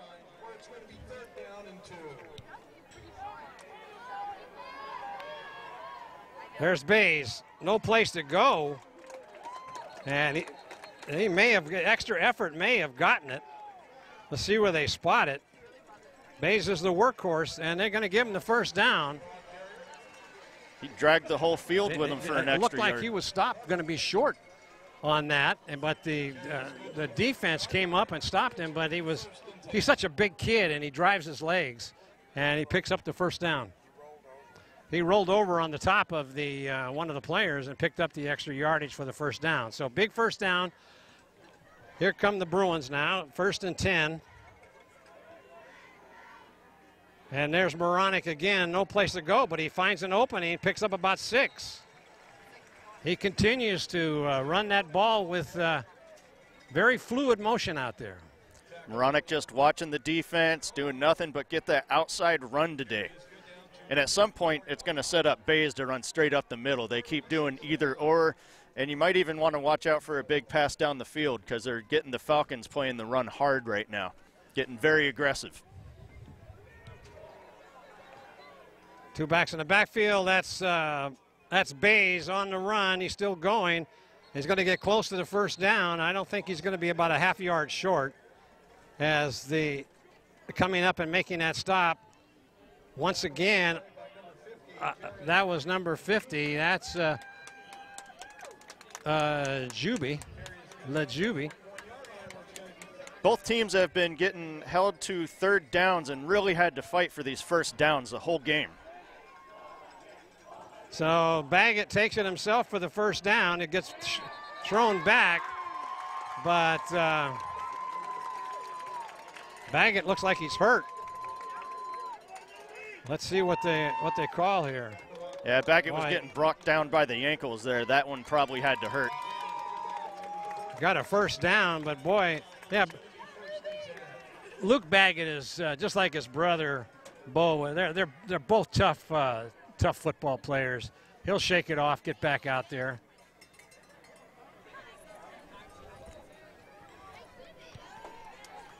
First and 10, the Bruins on the move. Handoff again to that sweep. Following his blockers down the sideline, going to pick up another 6 or 7 yards on that run. Moronic just making it look so easy. He's getting these huge blocks by his line, giving him that chance to see where the defense is at and keep bouncing off guys and getting those yards. 6-yard carry. Clock continues to run. 9:21 left in this third quarter. So doing it on the ground here. And there's Moronic again, left side, first down, cuts it up and gets tackled in there by a couple of Falcons. In on that tackle, the first one to hit him, that looked like Lundberg. Yeah, they've yet to pass it on this drive. They've done nothing, just pound away, third downs, get the first down, and this is going to start tiring out the Falcons if they can't stop them. So now they bring the passing package in with the receivers, and let's see if they throw it or continue the run. Empty backfield, and there's Cundy on a sweep, got some good blocks, takes it to the outside, straight arms the man, still on his feet, but gets brought down for maybe, is there a face mask call, or is there a flag down? Cundy did have his hand up in the defender's face, so we'll have to see if they want to call a face mask on him.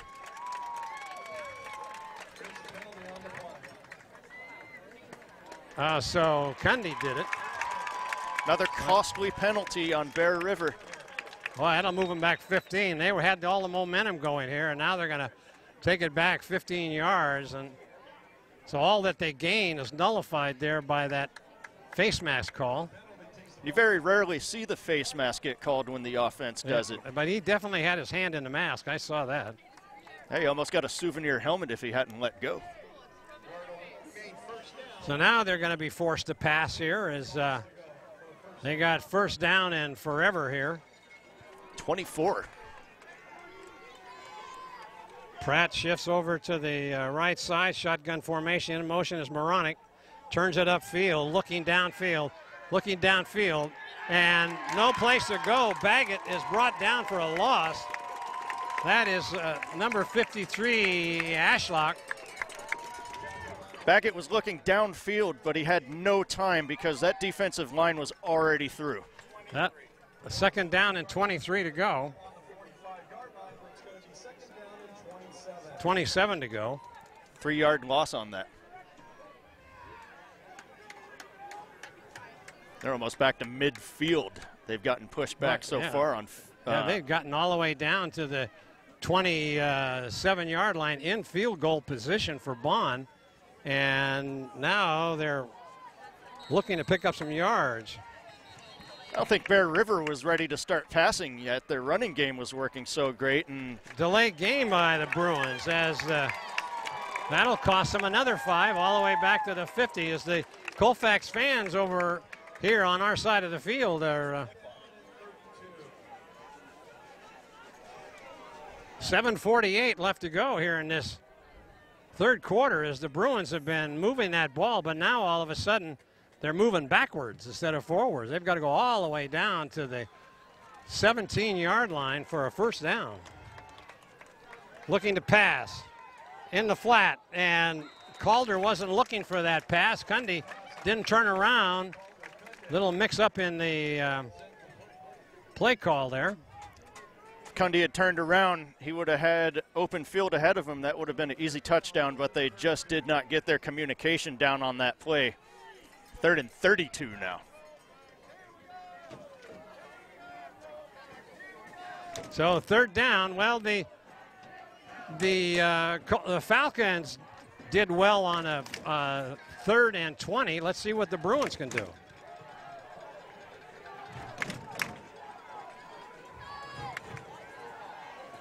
Big pass rush looking, and it's going to be caught out of bounds, but that's way short of the first down.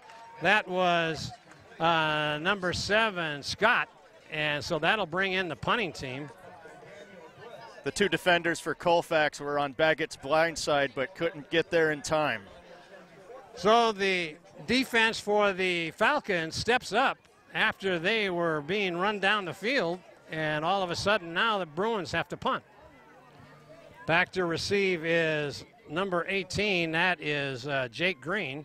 Going to kick it for the sideline. Let's see.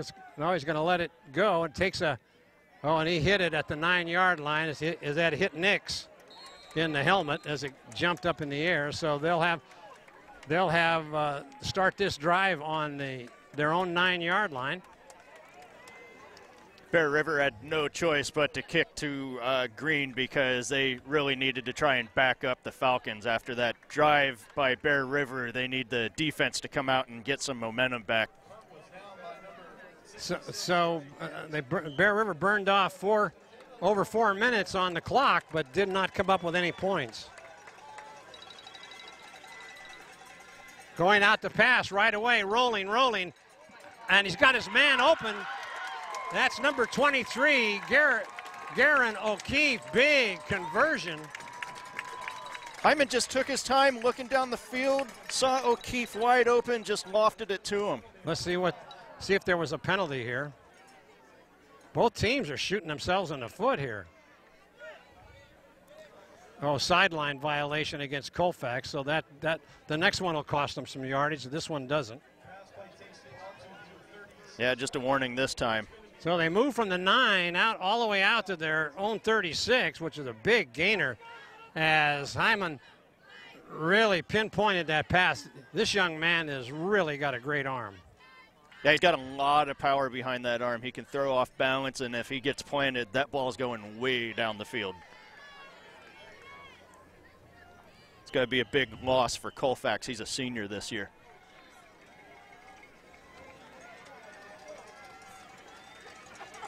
Handoff Aaron's right side, and first one to hit him in there is Carpenter.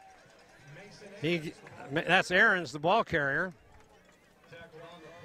Aaron's not having his usual day of huge explosive runs. It looks like Bear River really practiced hard to contain him and make Colfax use other weapons to get down this field.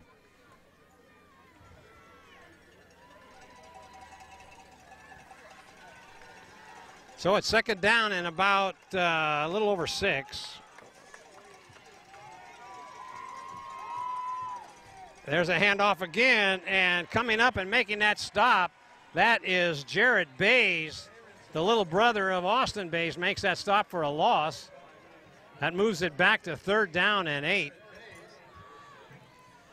Great job getting into that backfield, getting the tackle. Makes it 3rd down and long. Well, big play here for the Falcons. Passing situation, and he's caught short of. He dropped it. He had it for a minute. That was O'Keefe, but good defensive play in there by Zimmer, and that'll bring up 4th down. Put that ball right into the numbers. There's no reason why O'Keefe couldn't catch it. He was just thinking of making that turn and getting downfield. Yeah, and as he made that turn, Zimmer came over and knocked it out of his hands. So incomplete pass. That'll bring up 4th down, and Cundy is back to receive the kick. Oh, it's going to be a fake, and boy, that goes nowhere. Bear River was waiting on that one. Heads up play in there by Austin Bays and Moronic, and number 54, Zane Beaton. Wow, that was quite a, what a difference. That's about a 40 yards difference in plays there. Yeah, that's right. They've got a real short field to start on. Hopefully they can go the right direction on this drive and maybe put some points up. 5:55 and counting here in this 3rd. They're going to hand off to he's going to throw it deep. Does he have a man down there? He does, and it's going to be intercepted in the end zone. No, it's incomplete. He dropped it. Wow, great defensive play in there by Owens. He had that ball for a minute, but a great play in there, but it was just thrown a little short, and good secondary coverage in there by Dylan Owens. He's a junior.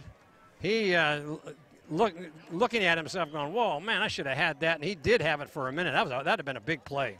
Great fake end around by the Bear River Bruins. Moronic had all day to throw, but the secondary was ready for it. They are on him like glue.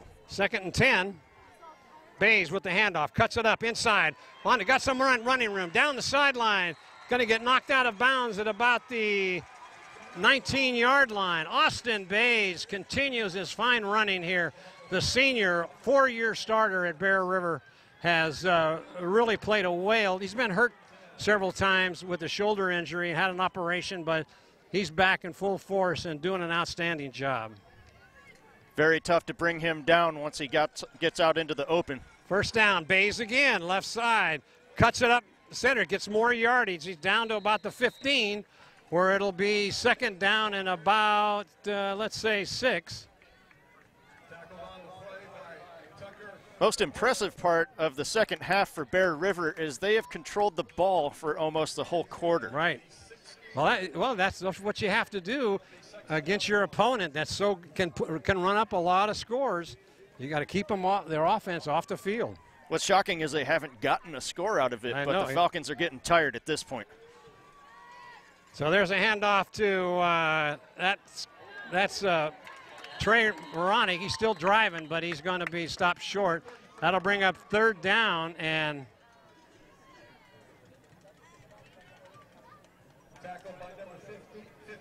that was tackled in there. Good heads-up play by Jacob LaHaye. He's played a whale of a ball game today for that junior.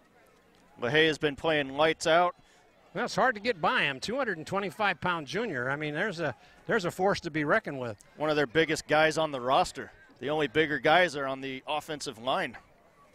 Tejeda, 265. Yeah, 2nd place to Tejeda, the defensive line. There's on the sweep. Cuts it up inside. Still going. He's going to get down close to the 1st down. So the Moronic is a workhorse out here this afternoon. And let's see what they're going to try to do. The ball is on the 12-yard line or the 13-yard line at this point. And it's 4th down. Well, they're going to go for it. The big play for the Falcons. Maybe they'll try to draw him offside. They got Daniels in the. Oh, he overthrows. He had him wide open. He had Moronic wide open in the end zone on double coverage and just overthrew him. Baggett, oh my goodness, that would have been a second guessing. That might have been a good time to kick a field goal, although that would put them ahead by only 1 point if Colfax scored. But yeah, just led them a little too far on that last pass. That could have been a touchdown, but now it's a turnover on downs. See if the Falcons can capitalize on that, give their defense a chance to breathe as well. Boy, that was a big play there. They went for the touchdown, and there's a rollout down the sideline, and he's got some blockers, and he's going to be run out of bounds. That is Rylan Hyman, this quarterback, picking up the first down, so a big play there. Great job confusing Bear River on that. They all thought Ahrens had the ball, and then Baggett just runs up the, or not Baggett, but Hyman runs up the sideline.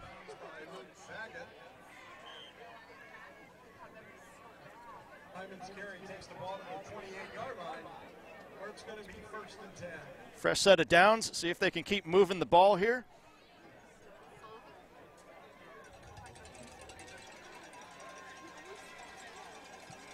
There's a handoff to Ahrens. No place to go. He breaks away, still on his feet, and brought down in there by Nix and Bays.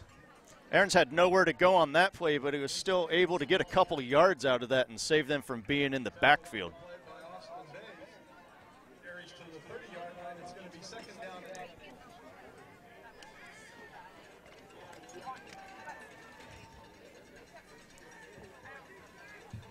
Hyman reading off the play, see if they want to pass it this time, maybe get a little more yards than these short runs. Looking to pass, he got no pass rush, and it's going to be caught, is it? Is it a catch? Who was that? Reeves again? What a grab by Reeves, getting that before it hit the turf. Power behind that arm. Oh, another big third down conversion. Wow. Hyman rifled that thing.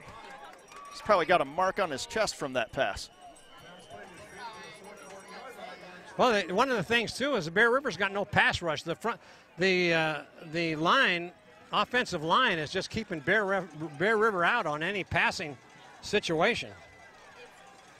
They haven't thrown a sack in there at all.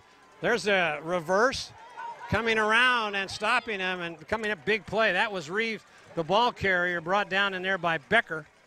No gain. They've really been putting that end around to work today. It's been working for them. This was the first time that Bear River's been able to stop that. Like you had mentioned, the offensive line for the Falcons has really kept the defensive line at bay. 2nd down and 10. Fake handoff, and he's overthrown his receiver. And there's that was intended for O'Keefe, and they're going to call a flag.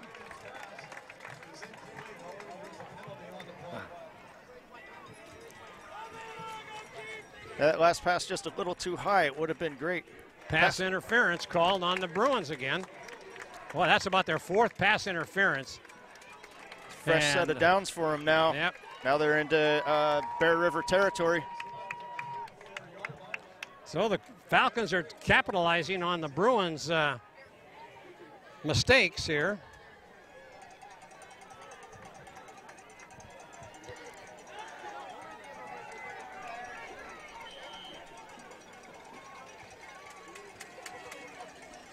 It's a pitch to Ahrens, right side, looking for blockers. And he's got some running room. He's going to, whoa, look out. There's Carpenter on another flag. It's going to be a flag for unnecessary roughness getting tackled on the outside. Ahrens' biggest run of the game today. Yeah, and let's see, did they throw a flag? Did they? They may have picked it up. Nope, there it is. No, there it goes.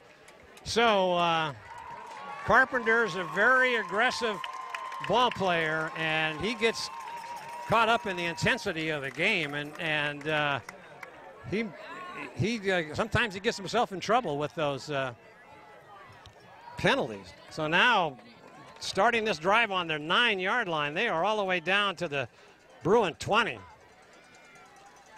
Looking to pass, no pressure. Got his man open. That's 23 on the right. That's O'Keefe, and he gets brought down at about the, let's see, the About the 12-yard line. Now they're going to move it back, stepped out of bounds at about the 14. A 225-pounder O'Keefe, he's been getting a lot of passes to him thrown to him in this second half. He's had some really big plays.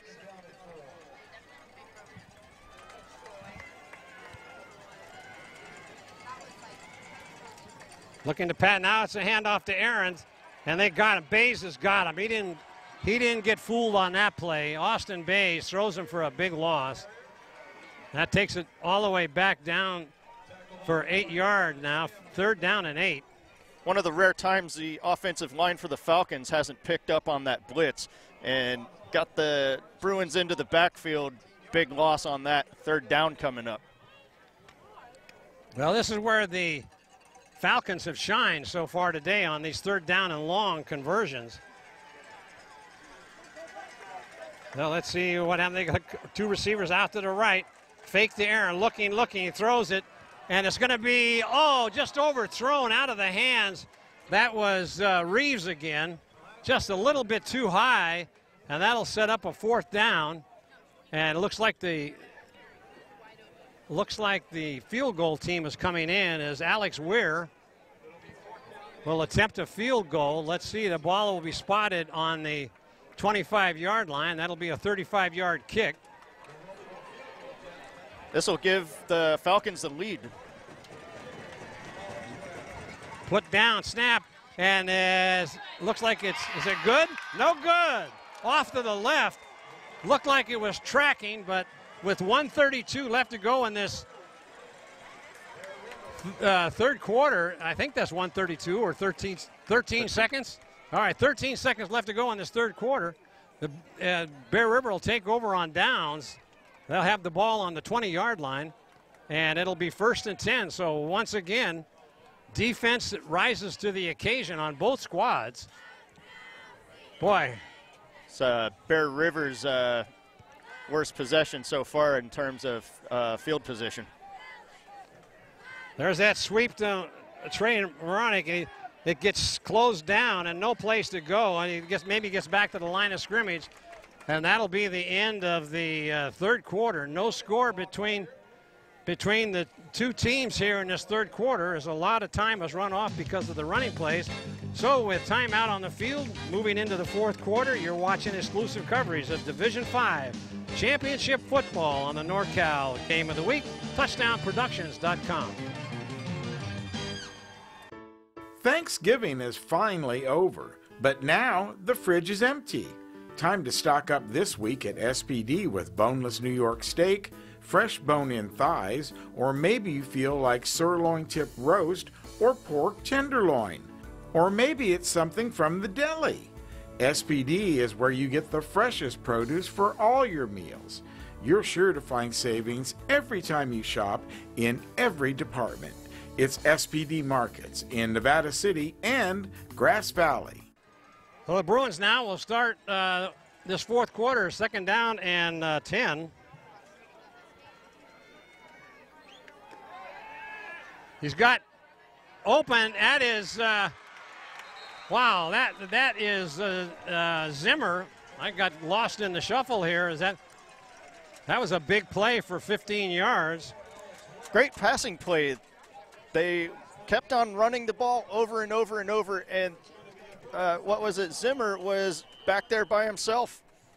They got behind the linebacker, and that was a big play call right there. So that gets a fresh set of downs, gets them onto their own 40, gives them some momentum. Handoff, right side, Zimmer again. Picks up about 5. Their own 45-yard line. Let's see if they're going to spot it on the 44. So that'll be 2nd down and about a little over 5. Yeah, first time they've handed it off to anybody besides Moronic and Bays. Trying to put a little more speed out there.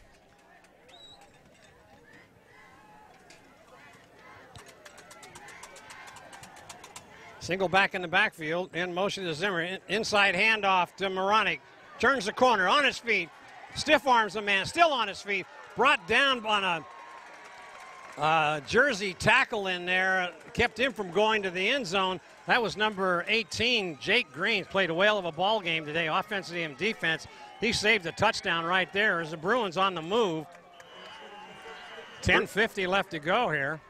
Bruins running outside to the left over and over and over again, but the Falcons just can't seem to make that adjustment. So it's 1st and 10 on the 44-yard line of the Falcons.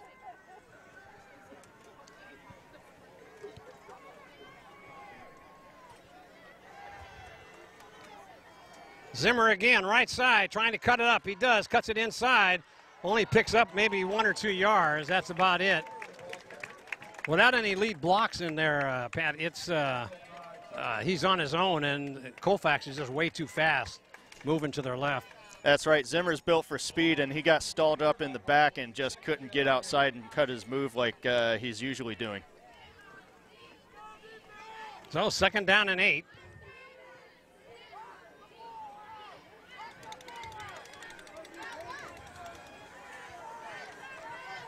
Zimmer in I formation. First time we've seen that today. And there's Cundy, and he's on his feet, driving down, picked up extra yard. He's close to the 1st down. He did that all on his own. Yeah, Cundy with a good run. Baggett was there to help block, pancaked one guy, and they got themselves some big yards out of nothing. 3rd down now.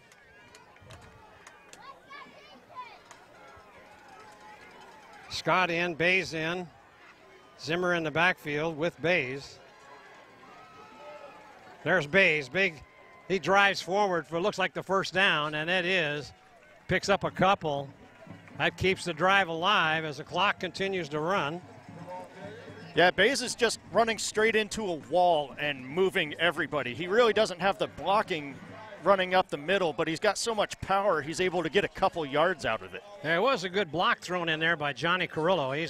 He's a junior and on that front line doing an outstanding job on that offensive line there. All right, hand off to Bays again, right side, looking for a block. Still on his feet, still going. And he gets down and stays in bounds down inside the 30-yard line down to about the 28. You can't arm tackle. You can't arm tackle Bays. No, you got to go for the body. Yeah. He just pushes guys over with ease. So much size on him.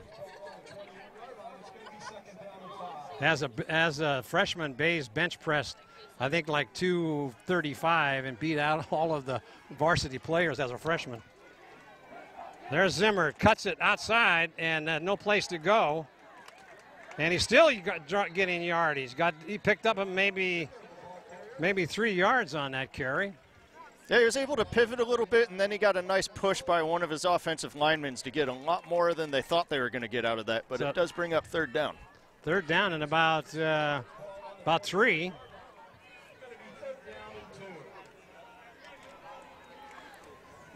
They've been using a lot of Zimmer on this drive. Bays and Moronic in the backfield. There's Moronic to the outside. He gets the 1st down. Great move in there by trainer Moronic. Let's see. Yep, they're going to give him a 1st down. I think the Falcons were looking for a run up the middle with Bays, and they pitched it to the outside and got that 1st down. So some great blocking on the outside by Bear River. Zimmer was in there cutting a guy down, and that got them that 1st down. I'll say one thing, Trey Moronic, for a sophomore, he has really impressed me this season and doing an outstanding job today also on defense and offense. There's Cundy, cuts it up, looking for opening. He's got an opening, still on his feet, down to about the 15-yard line where he stood up. They're waiting for that run on the outside, but they had a hole by the offensive line. He took it, and he got some good yards out of it. They're getting real close. Nice cut on that. And one thing is that the Bruins are running that clock. It's 7:03 left to go in this ball game. And the Bruins on a drive with the lead 23-21. Handoff, Zimmer finds the hole, cuts it inside, close to the 1st down. It'll bring up 4th down. O'Keefe back there to bring him down before he got into the end zone because he had a lot of No, they're going to give him a 1st down on it. One referee signaled a fist for a fourth down, and the umpire, head referee, signals first down, so the Bruins continue this drive.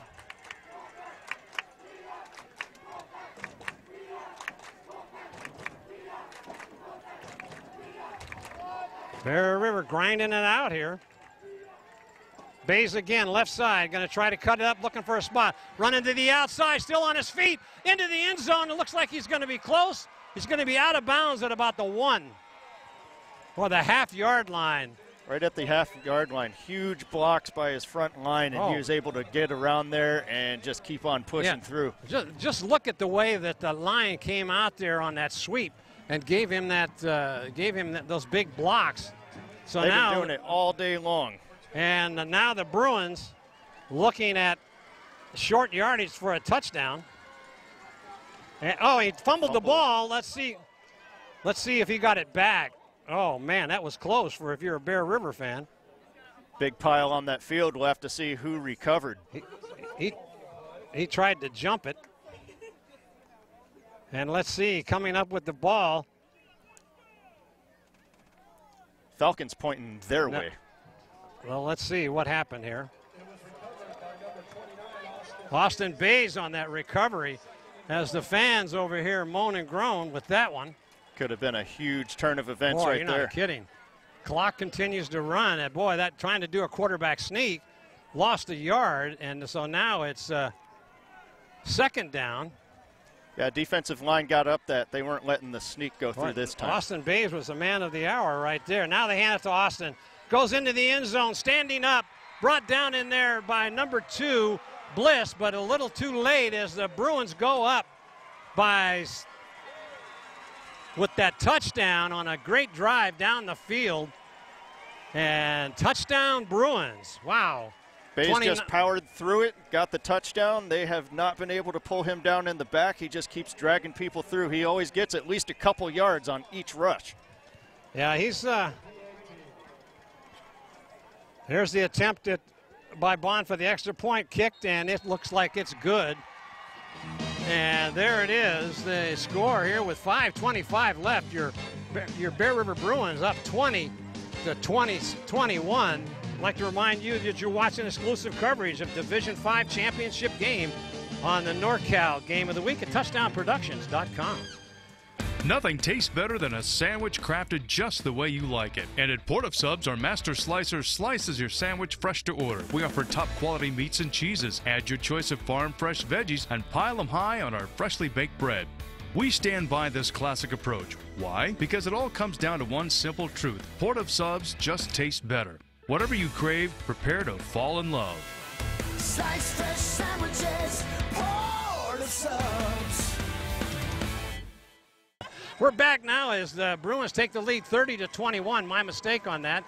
And so there's a pooch kick. It's going to be taken short in there for a fair catch on the 30-yard line, and that'll be number 28, Peter O'Brien. So the Falcons now with 5:25 left in this ball game, trailing by 9 points, have got to put something in motion here as the Bruins defense is still continuing to stifle them.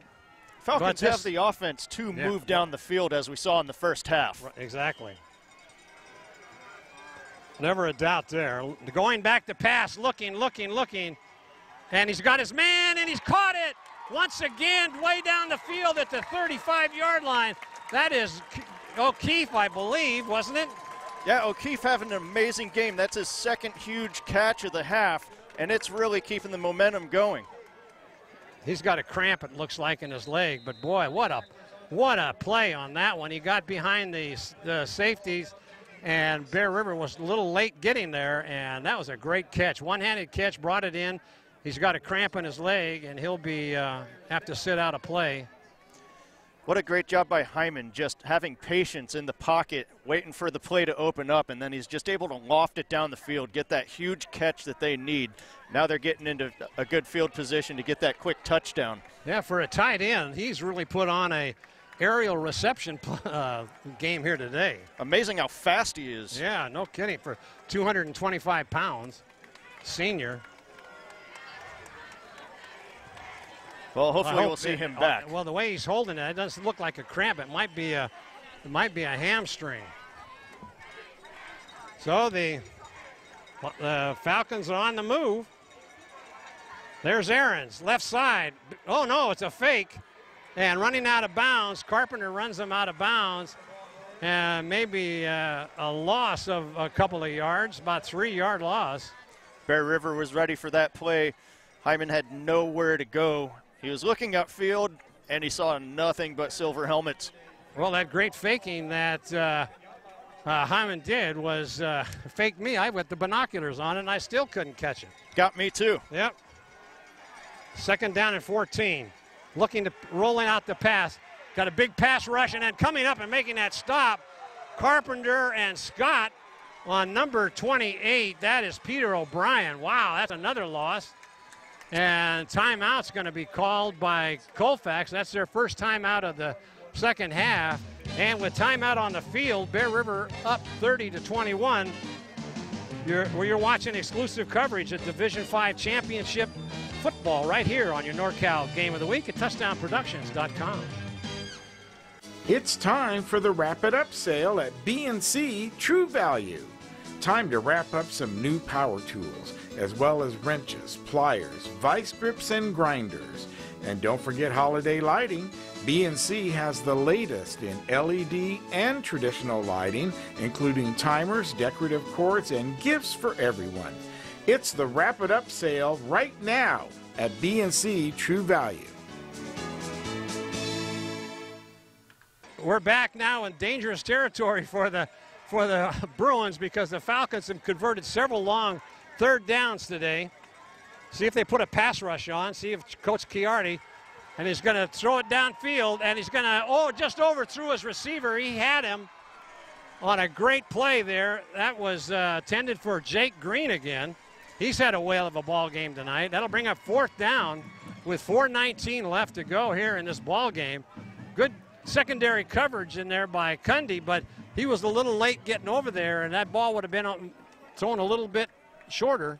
Might have been a touchdown. That was the pass completion they need. Now they've got the last play of the game coming up. Well, timeout now going to be called by Bear River. They want to make sure that with a 4th down and long, 14 yards. That hasn't stopped the Falcons all day long with their long conversions. With timeout on the field, you're watching exclusive coverage of Division V Championship football right here on your NorCal Game of the Week, touchdownproductions.com.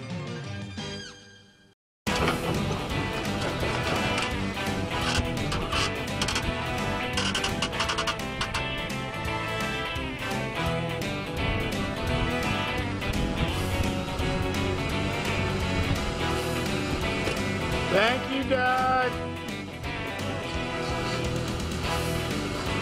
Saving the whole rodeo.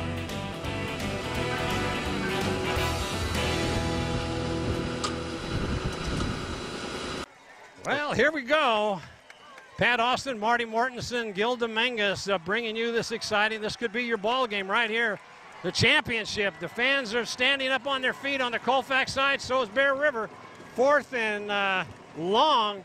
Let's see, he got any kind of a pass rush. Looking, and he's going to run it. And there's nobody there. He's got to get to the 25. He does. Nobody spied on him. And he's down to what a great play. I think that might have been a design play. Anderson was late getting over, and they had nobody spying on Hyman. And wow, what a big play. He had to get down to the 25. He got down right on the 20-yard line. Wow, what a play. Yeah, Hyman had all day to sit back there, checked out his wide receivers to maybe get a lucky pass, and then just ran up, got the first down. I think that was the play. Going back to pass now again, looking out in the flat. What a one-handed catch in there. That was number 23, Garrett O'Keefe. He has just been a ball hog tonight. He's caught everything in his direction. Wow, what a play. O'Keefe went out, got that hamstring loosened up, gets back in the game, makes a huge catch. That's 5-yard gain, 3:49 left.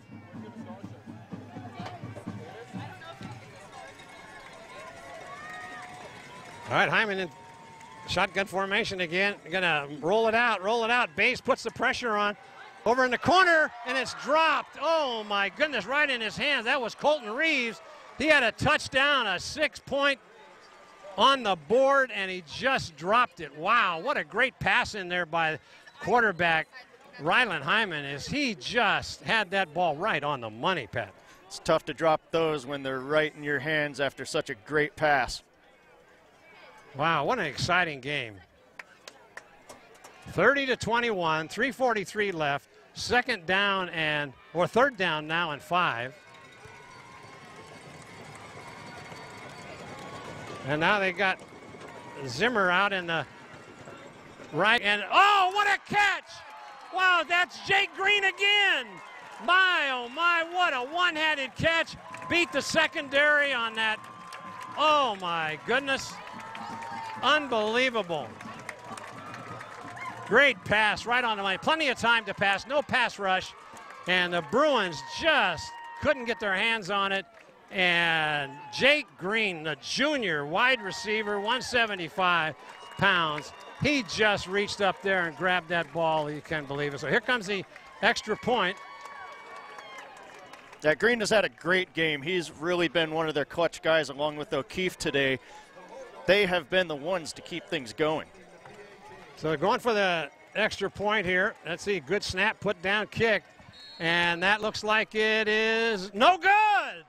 My, oh my, I thought that looked pretty good from here, but 3:38 left. We have a 30-27 score, and Falcons have 2 timeouts left. The Bruins have 2. Bruins take over on this oncoming kickoff, and with timeout on the field, we're reminding you that you're watching exclusive coverage of Division V Championship football on your NorCal Game of the Week at touchdownproductions.com.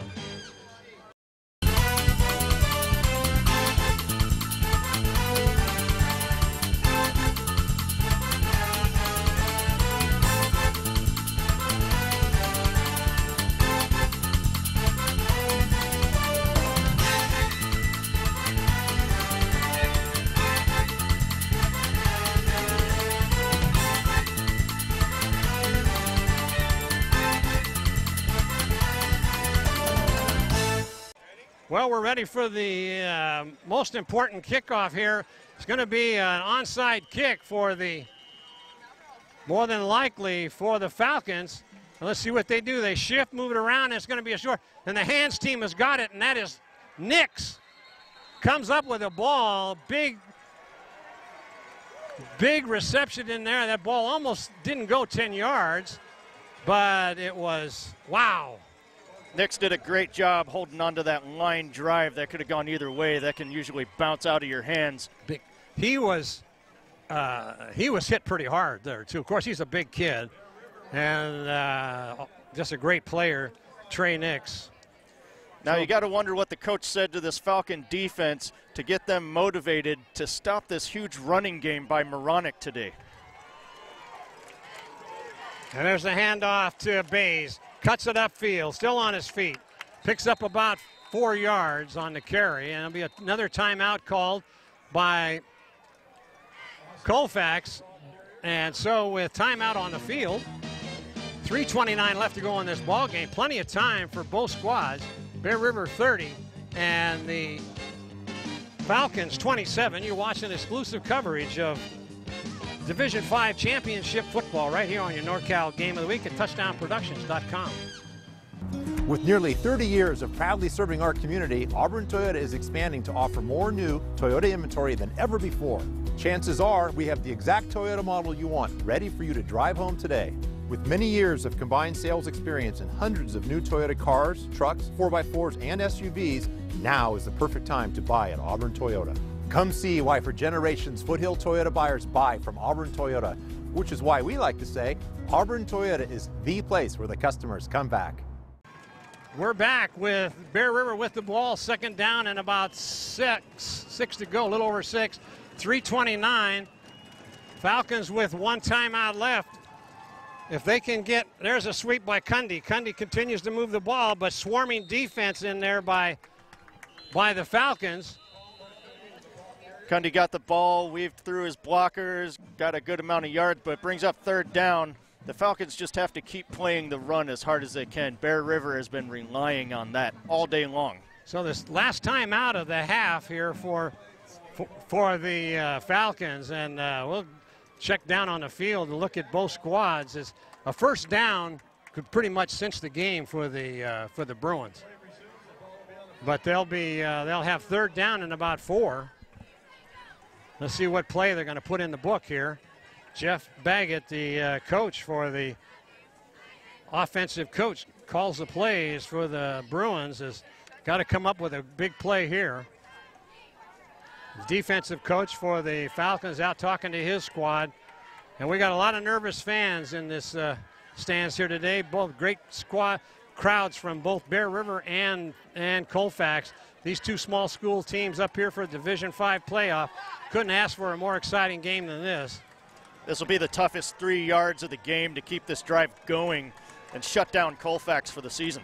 All right, got Bays in the backfield, and they're going to hand it to Moronic. Moronic carries just short of the first down. Can't stop the clock. I don't know whether it's only got about a little over a yard to go here. And it'll bring up fourth down. The clock continues to run. They've got two options. They can either send Bays up the middle or kick the ball all the way down the field and make the Falcons earn this win today. So they're going to let the clock run out as they're over there discussing at the sideline. Bear River's got 2 timeouts. But, boy, I don't know. I don't think Bear River wants to give the ball back. If the Falcons can stop them, it doesn't want to give it back to them on their side of the field because they saw what happened the last time they did it. Timeout on the field now with 2:38 left, 30-27. 2:38 to go, 30-27. Favor of Bear River. You're watching exclusive coverage of Division V Championship football right here on your NorCal Game of the Week, touchdownproductions.com. It's time for the Wrap It Up sale at B&C True Value. Time to wrap up some new power tools, as well as wrenches, pliers, vice grips, and grinders. And don't forget holiday lighting. B&C has the latest in LED and traditional lighting, including timers, decorative cords, and gifts for everyone. It's the Wrap It Up sale right now at B&C True Value. All right, this is your ball game right here. 2:38 left, fourth down and short. Let's see what they do. They hand it to Bays, and Bays goes on over for the first down, 3 yards. What a the offensive line opened up a big hole. Bays followed it through. Oh my, what an important play that was. The clock continues to run. Colfax was without timeouts, and now all Bear River's got to do is just hold on to the ball, and this game could go down in the record books as what an exciting game here today with 2:23 left and Bruins with the ball with a first down. Can't get more intense than right now. This is solidified Bear River getting the championship. You can really thank Bays for that. Handoff, Bays, short, still on his feet. He's brought down in there by number 22. That's oh boy, Colax. It's hard to pronounce his name. I've struggled with it all season. First time today they've stopped Bays for no gain. He's been getting 2 to 3 yards on every rush today. I think all they got to do is keep running it. But the thing is, they got to hold on to it. They're punching the ball, and Bays in key situations, a game against Ripon the ball was knocked out of his arm, but he holds on to it pretty tight. But I think they ought to just take a knee and not try to hand the ball off. No, the Bays again, and he's still on his feet, holds on to the ball, brought down in there again by a nice tackle by number 50, Lajubi. Clock continues to run, 114, 113, third down. They don't need a first down. Just got to keep running the clock out here. They go to the sideline for the play. There is still the chance for a turnover. The Falcons can't give up. It's 3rd and 8. 53 seconds to go and counting. Oh, they're going to get a delay of game call, it looks like, or was a timeout call? The clock was running down with 49 seconds. Oh, they did. Looks like they called a timeout. Whoa. The fans, along with this announcing team, is struggling here with. All right, with timeout on the field. You're watching exclusive coverage of Division 5 Championship Football on your NorCal Game of the Week, touchdownproductions.com. Thanksgiving is finally over, but now the fridge is empty. Time to stock up this week at SPD with boneless New York steak, fresh bone-in thighs, or maybe you feel like sirloin tip roast or pork tenderloin. Or maybe it's something from the deli. SPD is where you get the freshest produce for all your meals. You're sure to find savings every time you shop in every department. It's SPD Markets in Nevada City and Grass Valley. Okay. Are we going to choose a player of the game? No, wait a minute. What? Wait a minute, hold on. What do you want me to do? Just say it. Okay. All right, we're going to come back and crown a champion here this afternoon as the we're.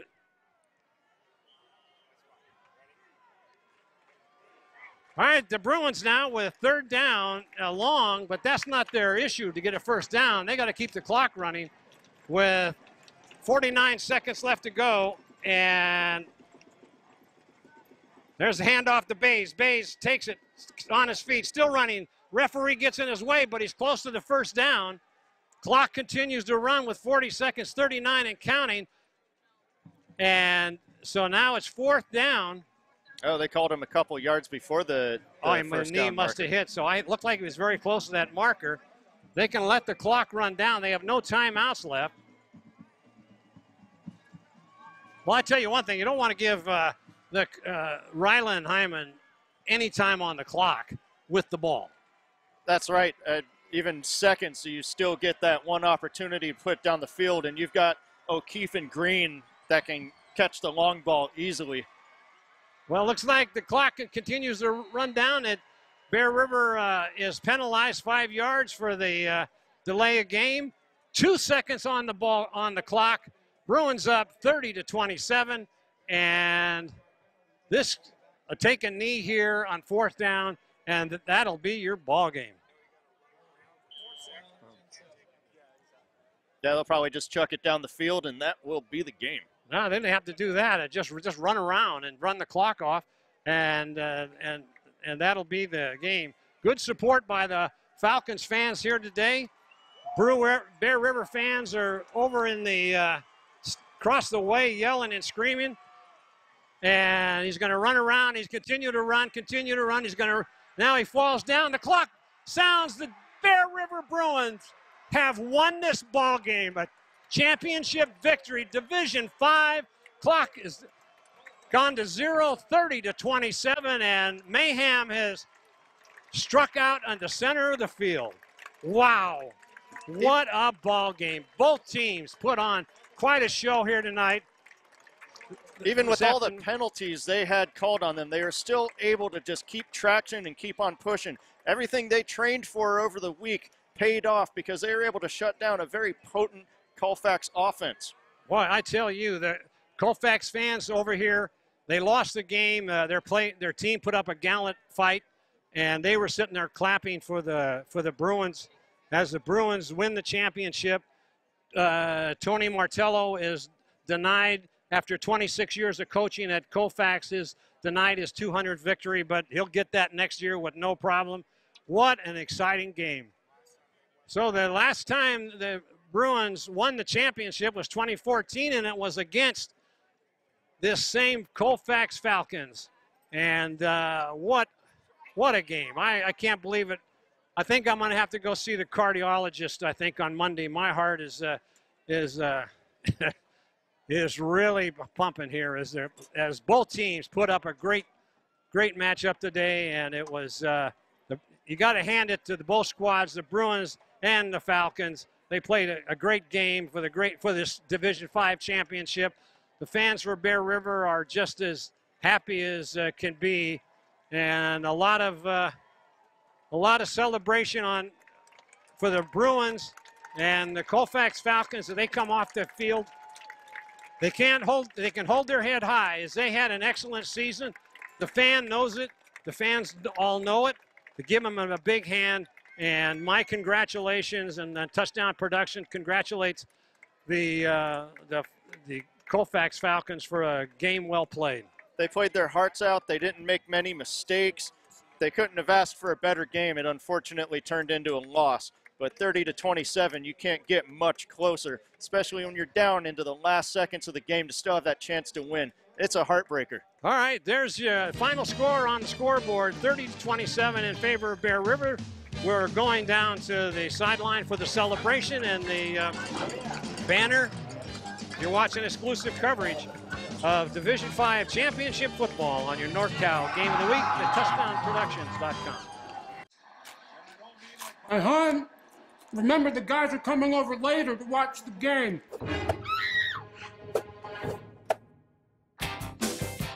Make a play for winning trays from Portaseps. We have the perfect tray for every game and every fan. So use your app or order online today.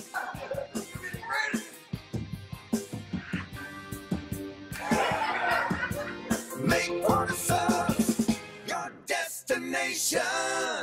This camera. So we have to line up right here. Line up right here, let's go. Right here in the middle. Let's go. Let's go. Right here in the middle.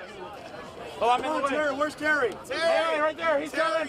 Get Terry and Scott. Let's go. Terry and Scott, here they come. Move that net. Move that net. Here they come. Ow. Here they come.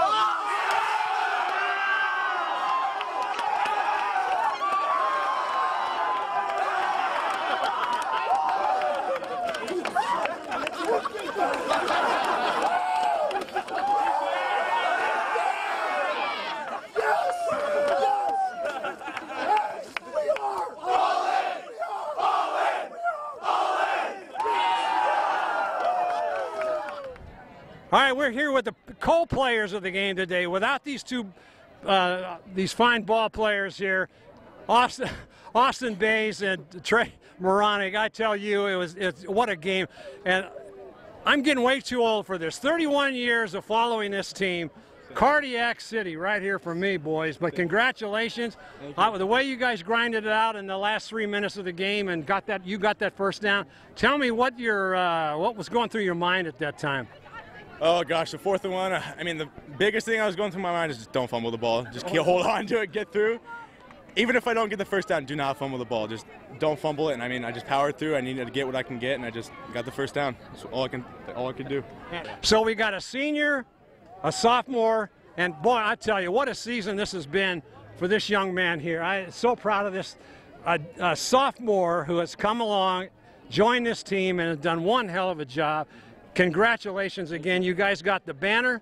And Trey, what do you have to say about this game here?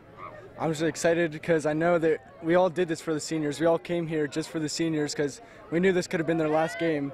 So we're all playing as one unit and one heartbeat now. So what was your theme song that you guys always yelled every time? All in? Is that what? Yeah, all in.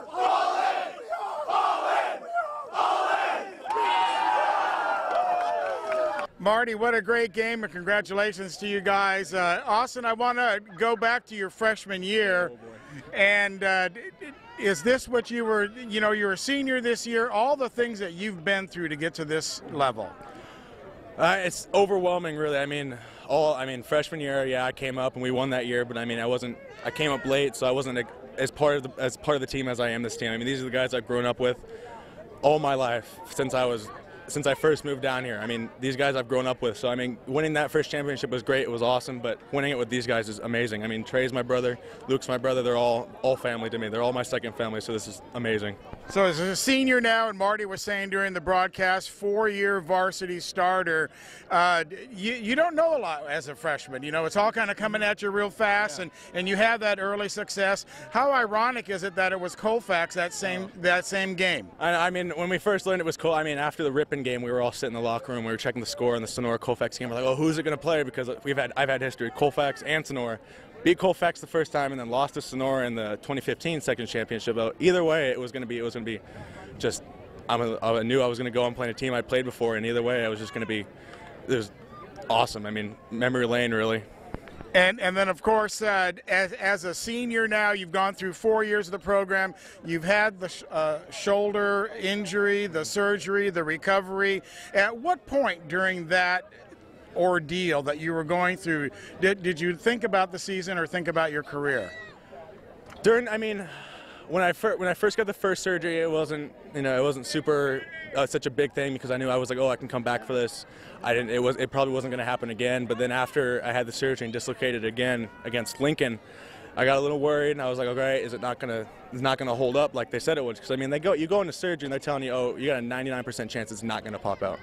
So going into that Lincoln game, not thinking it was going to pop out, and I didn't even wrench it in such like a bad way. It just fell on it weird and it popped out. So every game, it's kind of scary going, and this might be your last play just because of this shoulder injury. So it hasn't affected my career. I'm always going to play football, whether I'm doing it with my shoulder popped out all the time or whatnot. I'm always going to play. Football is my life. I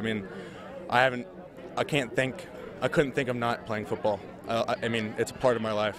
And now you got the future standing right here next to you. What do you think, future? I'm just excited for the next couple of years. If we have a lot of young players on this team, and just to keep building the program and building it, it's going to be great. So what's your advice to him? You've been in those shoes as a sophomore. Oh gosh, Trey, just don't get full of yourself. Yeah. I won't. All right, well, listen, I'll let you guys go celebrate with your teams. We want to talk to the coaches as well. There it is. This is what you play for all season long. The section banner, which will hang now at Bear River this season. Congratulations, guys. Thank you. Awesome. Let's go talk to the coaches. All right, over here with the athletic director, Dwayne Gansky. Dwayne, you've seen a lot of Bear River Colfax games in your years at Bear River. Where does this one rank up there? Well, absolutely. Right now, it's number one.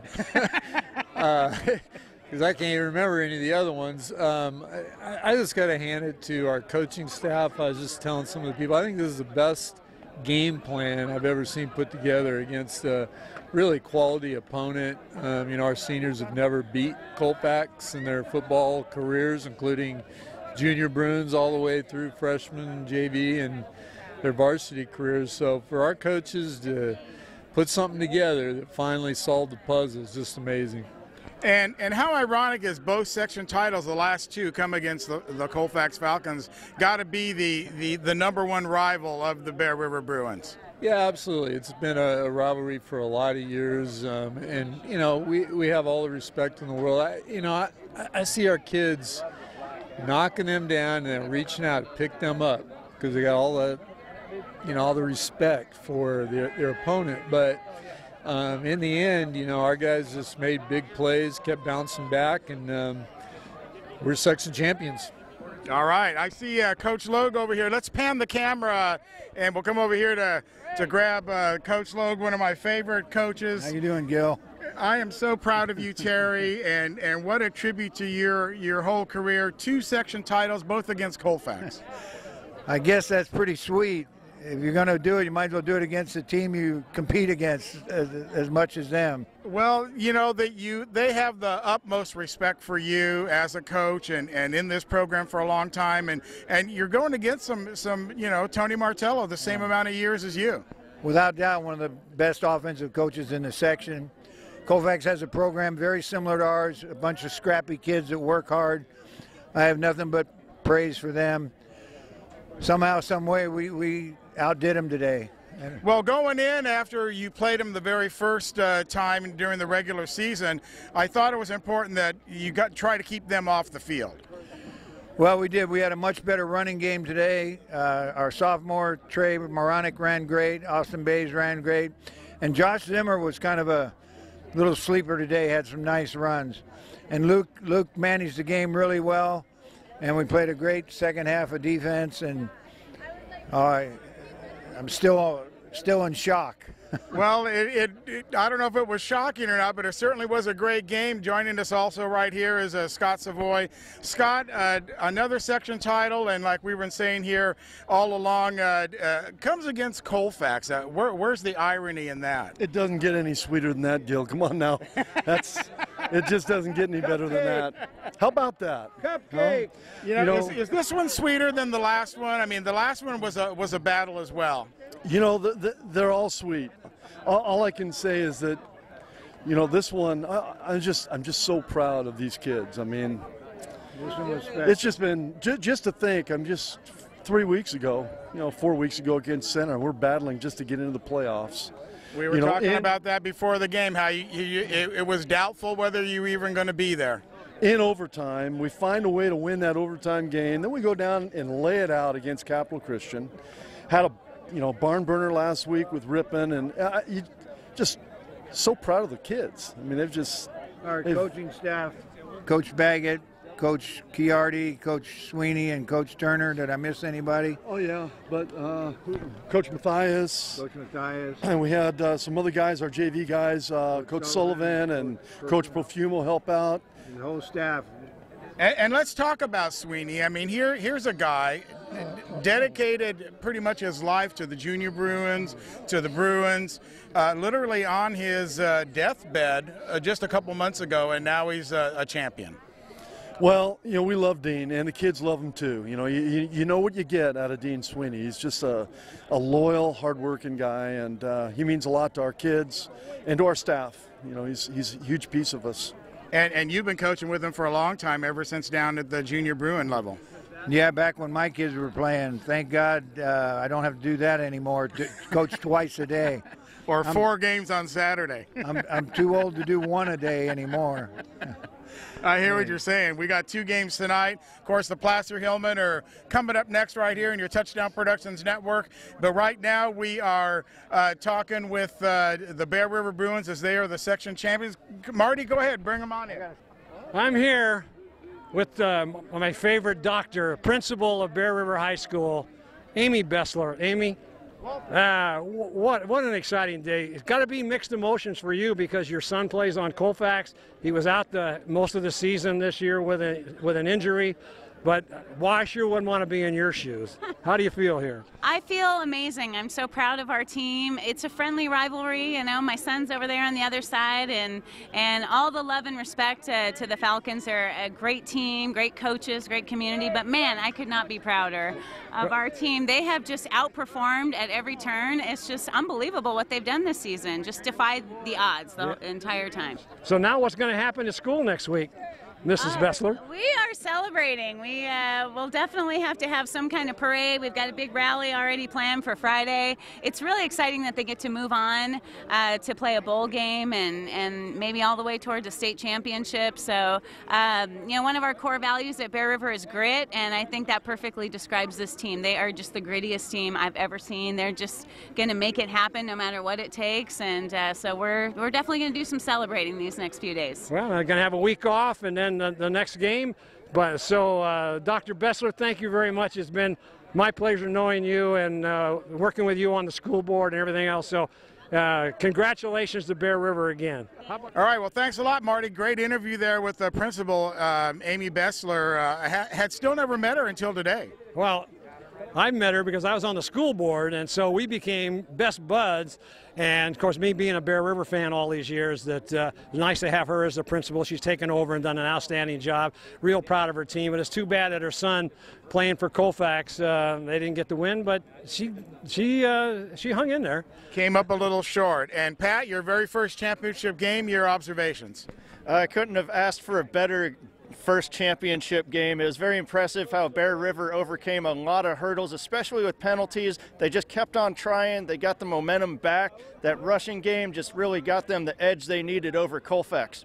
Yeah, I thought there in the third quarter maybe the momentum was shifting a little bit, and they weren't going to be able to pull it out, Marty. But they did overcome all those things, and what a tremendous rushing attack to keep Colfax off the field. They certainly, with Bays and Moronic and Zimmer, they really, when they needed the yardage, they got it, and it was most impressive for them to keep the drives alive. But you got to hand it to that Colfax team, that quarterback. Hyman is just one fine quarterback, and he had pinpoint passing, and O'Keefe was making some great catches, a couple of one-handed catches. So that Colfax team has got nothing to hang their hat on because they played very well, and they deserve everything they got this year in this PVL. And, of course, if you follow the NorCal Game of the Week, this is the fourth time you've seen Colfax, the fifth time you've seen Bear River. Coming up right after this is the Placer game. That'll be our 8th time seeing Placer this season. And they're going to go up against another PVL team, Center, in probably about an hour and a half right here at Cosumnes Oaks High School. For Marty Mortensen, Pat Austin, I'm Gil Dominguez. Thank you so much for tuning in to Bear River football and Colfax football this year as we present to you the Division V championship game right here on your NorCal Game of the Week. Stay tuned. It's Placer and Center coming up right here on your Touchdown Productions Sports Network. Good night, everybody.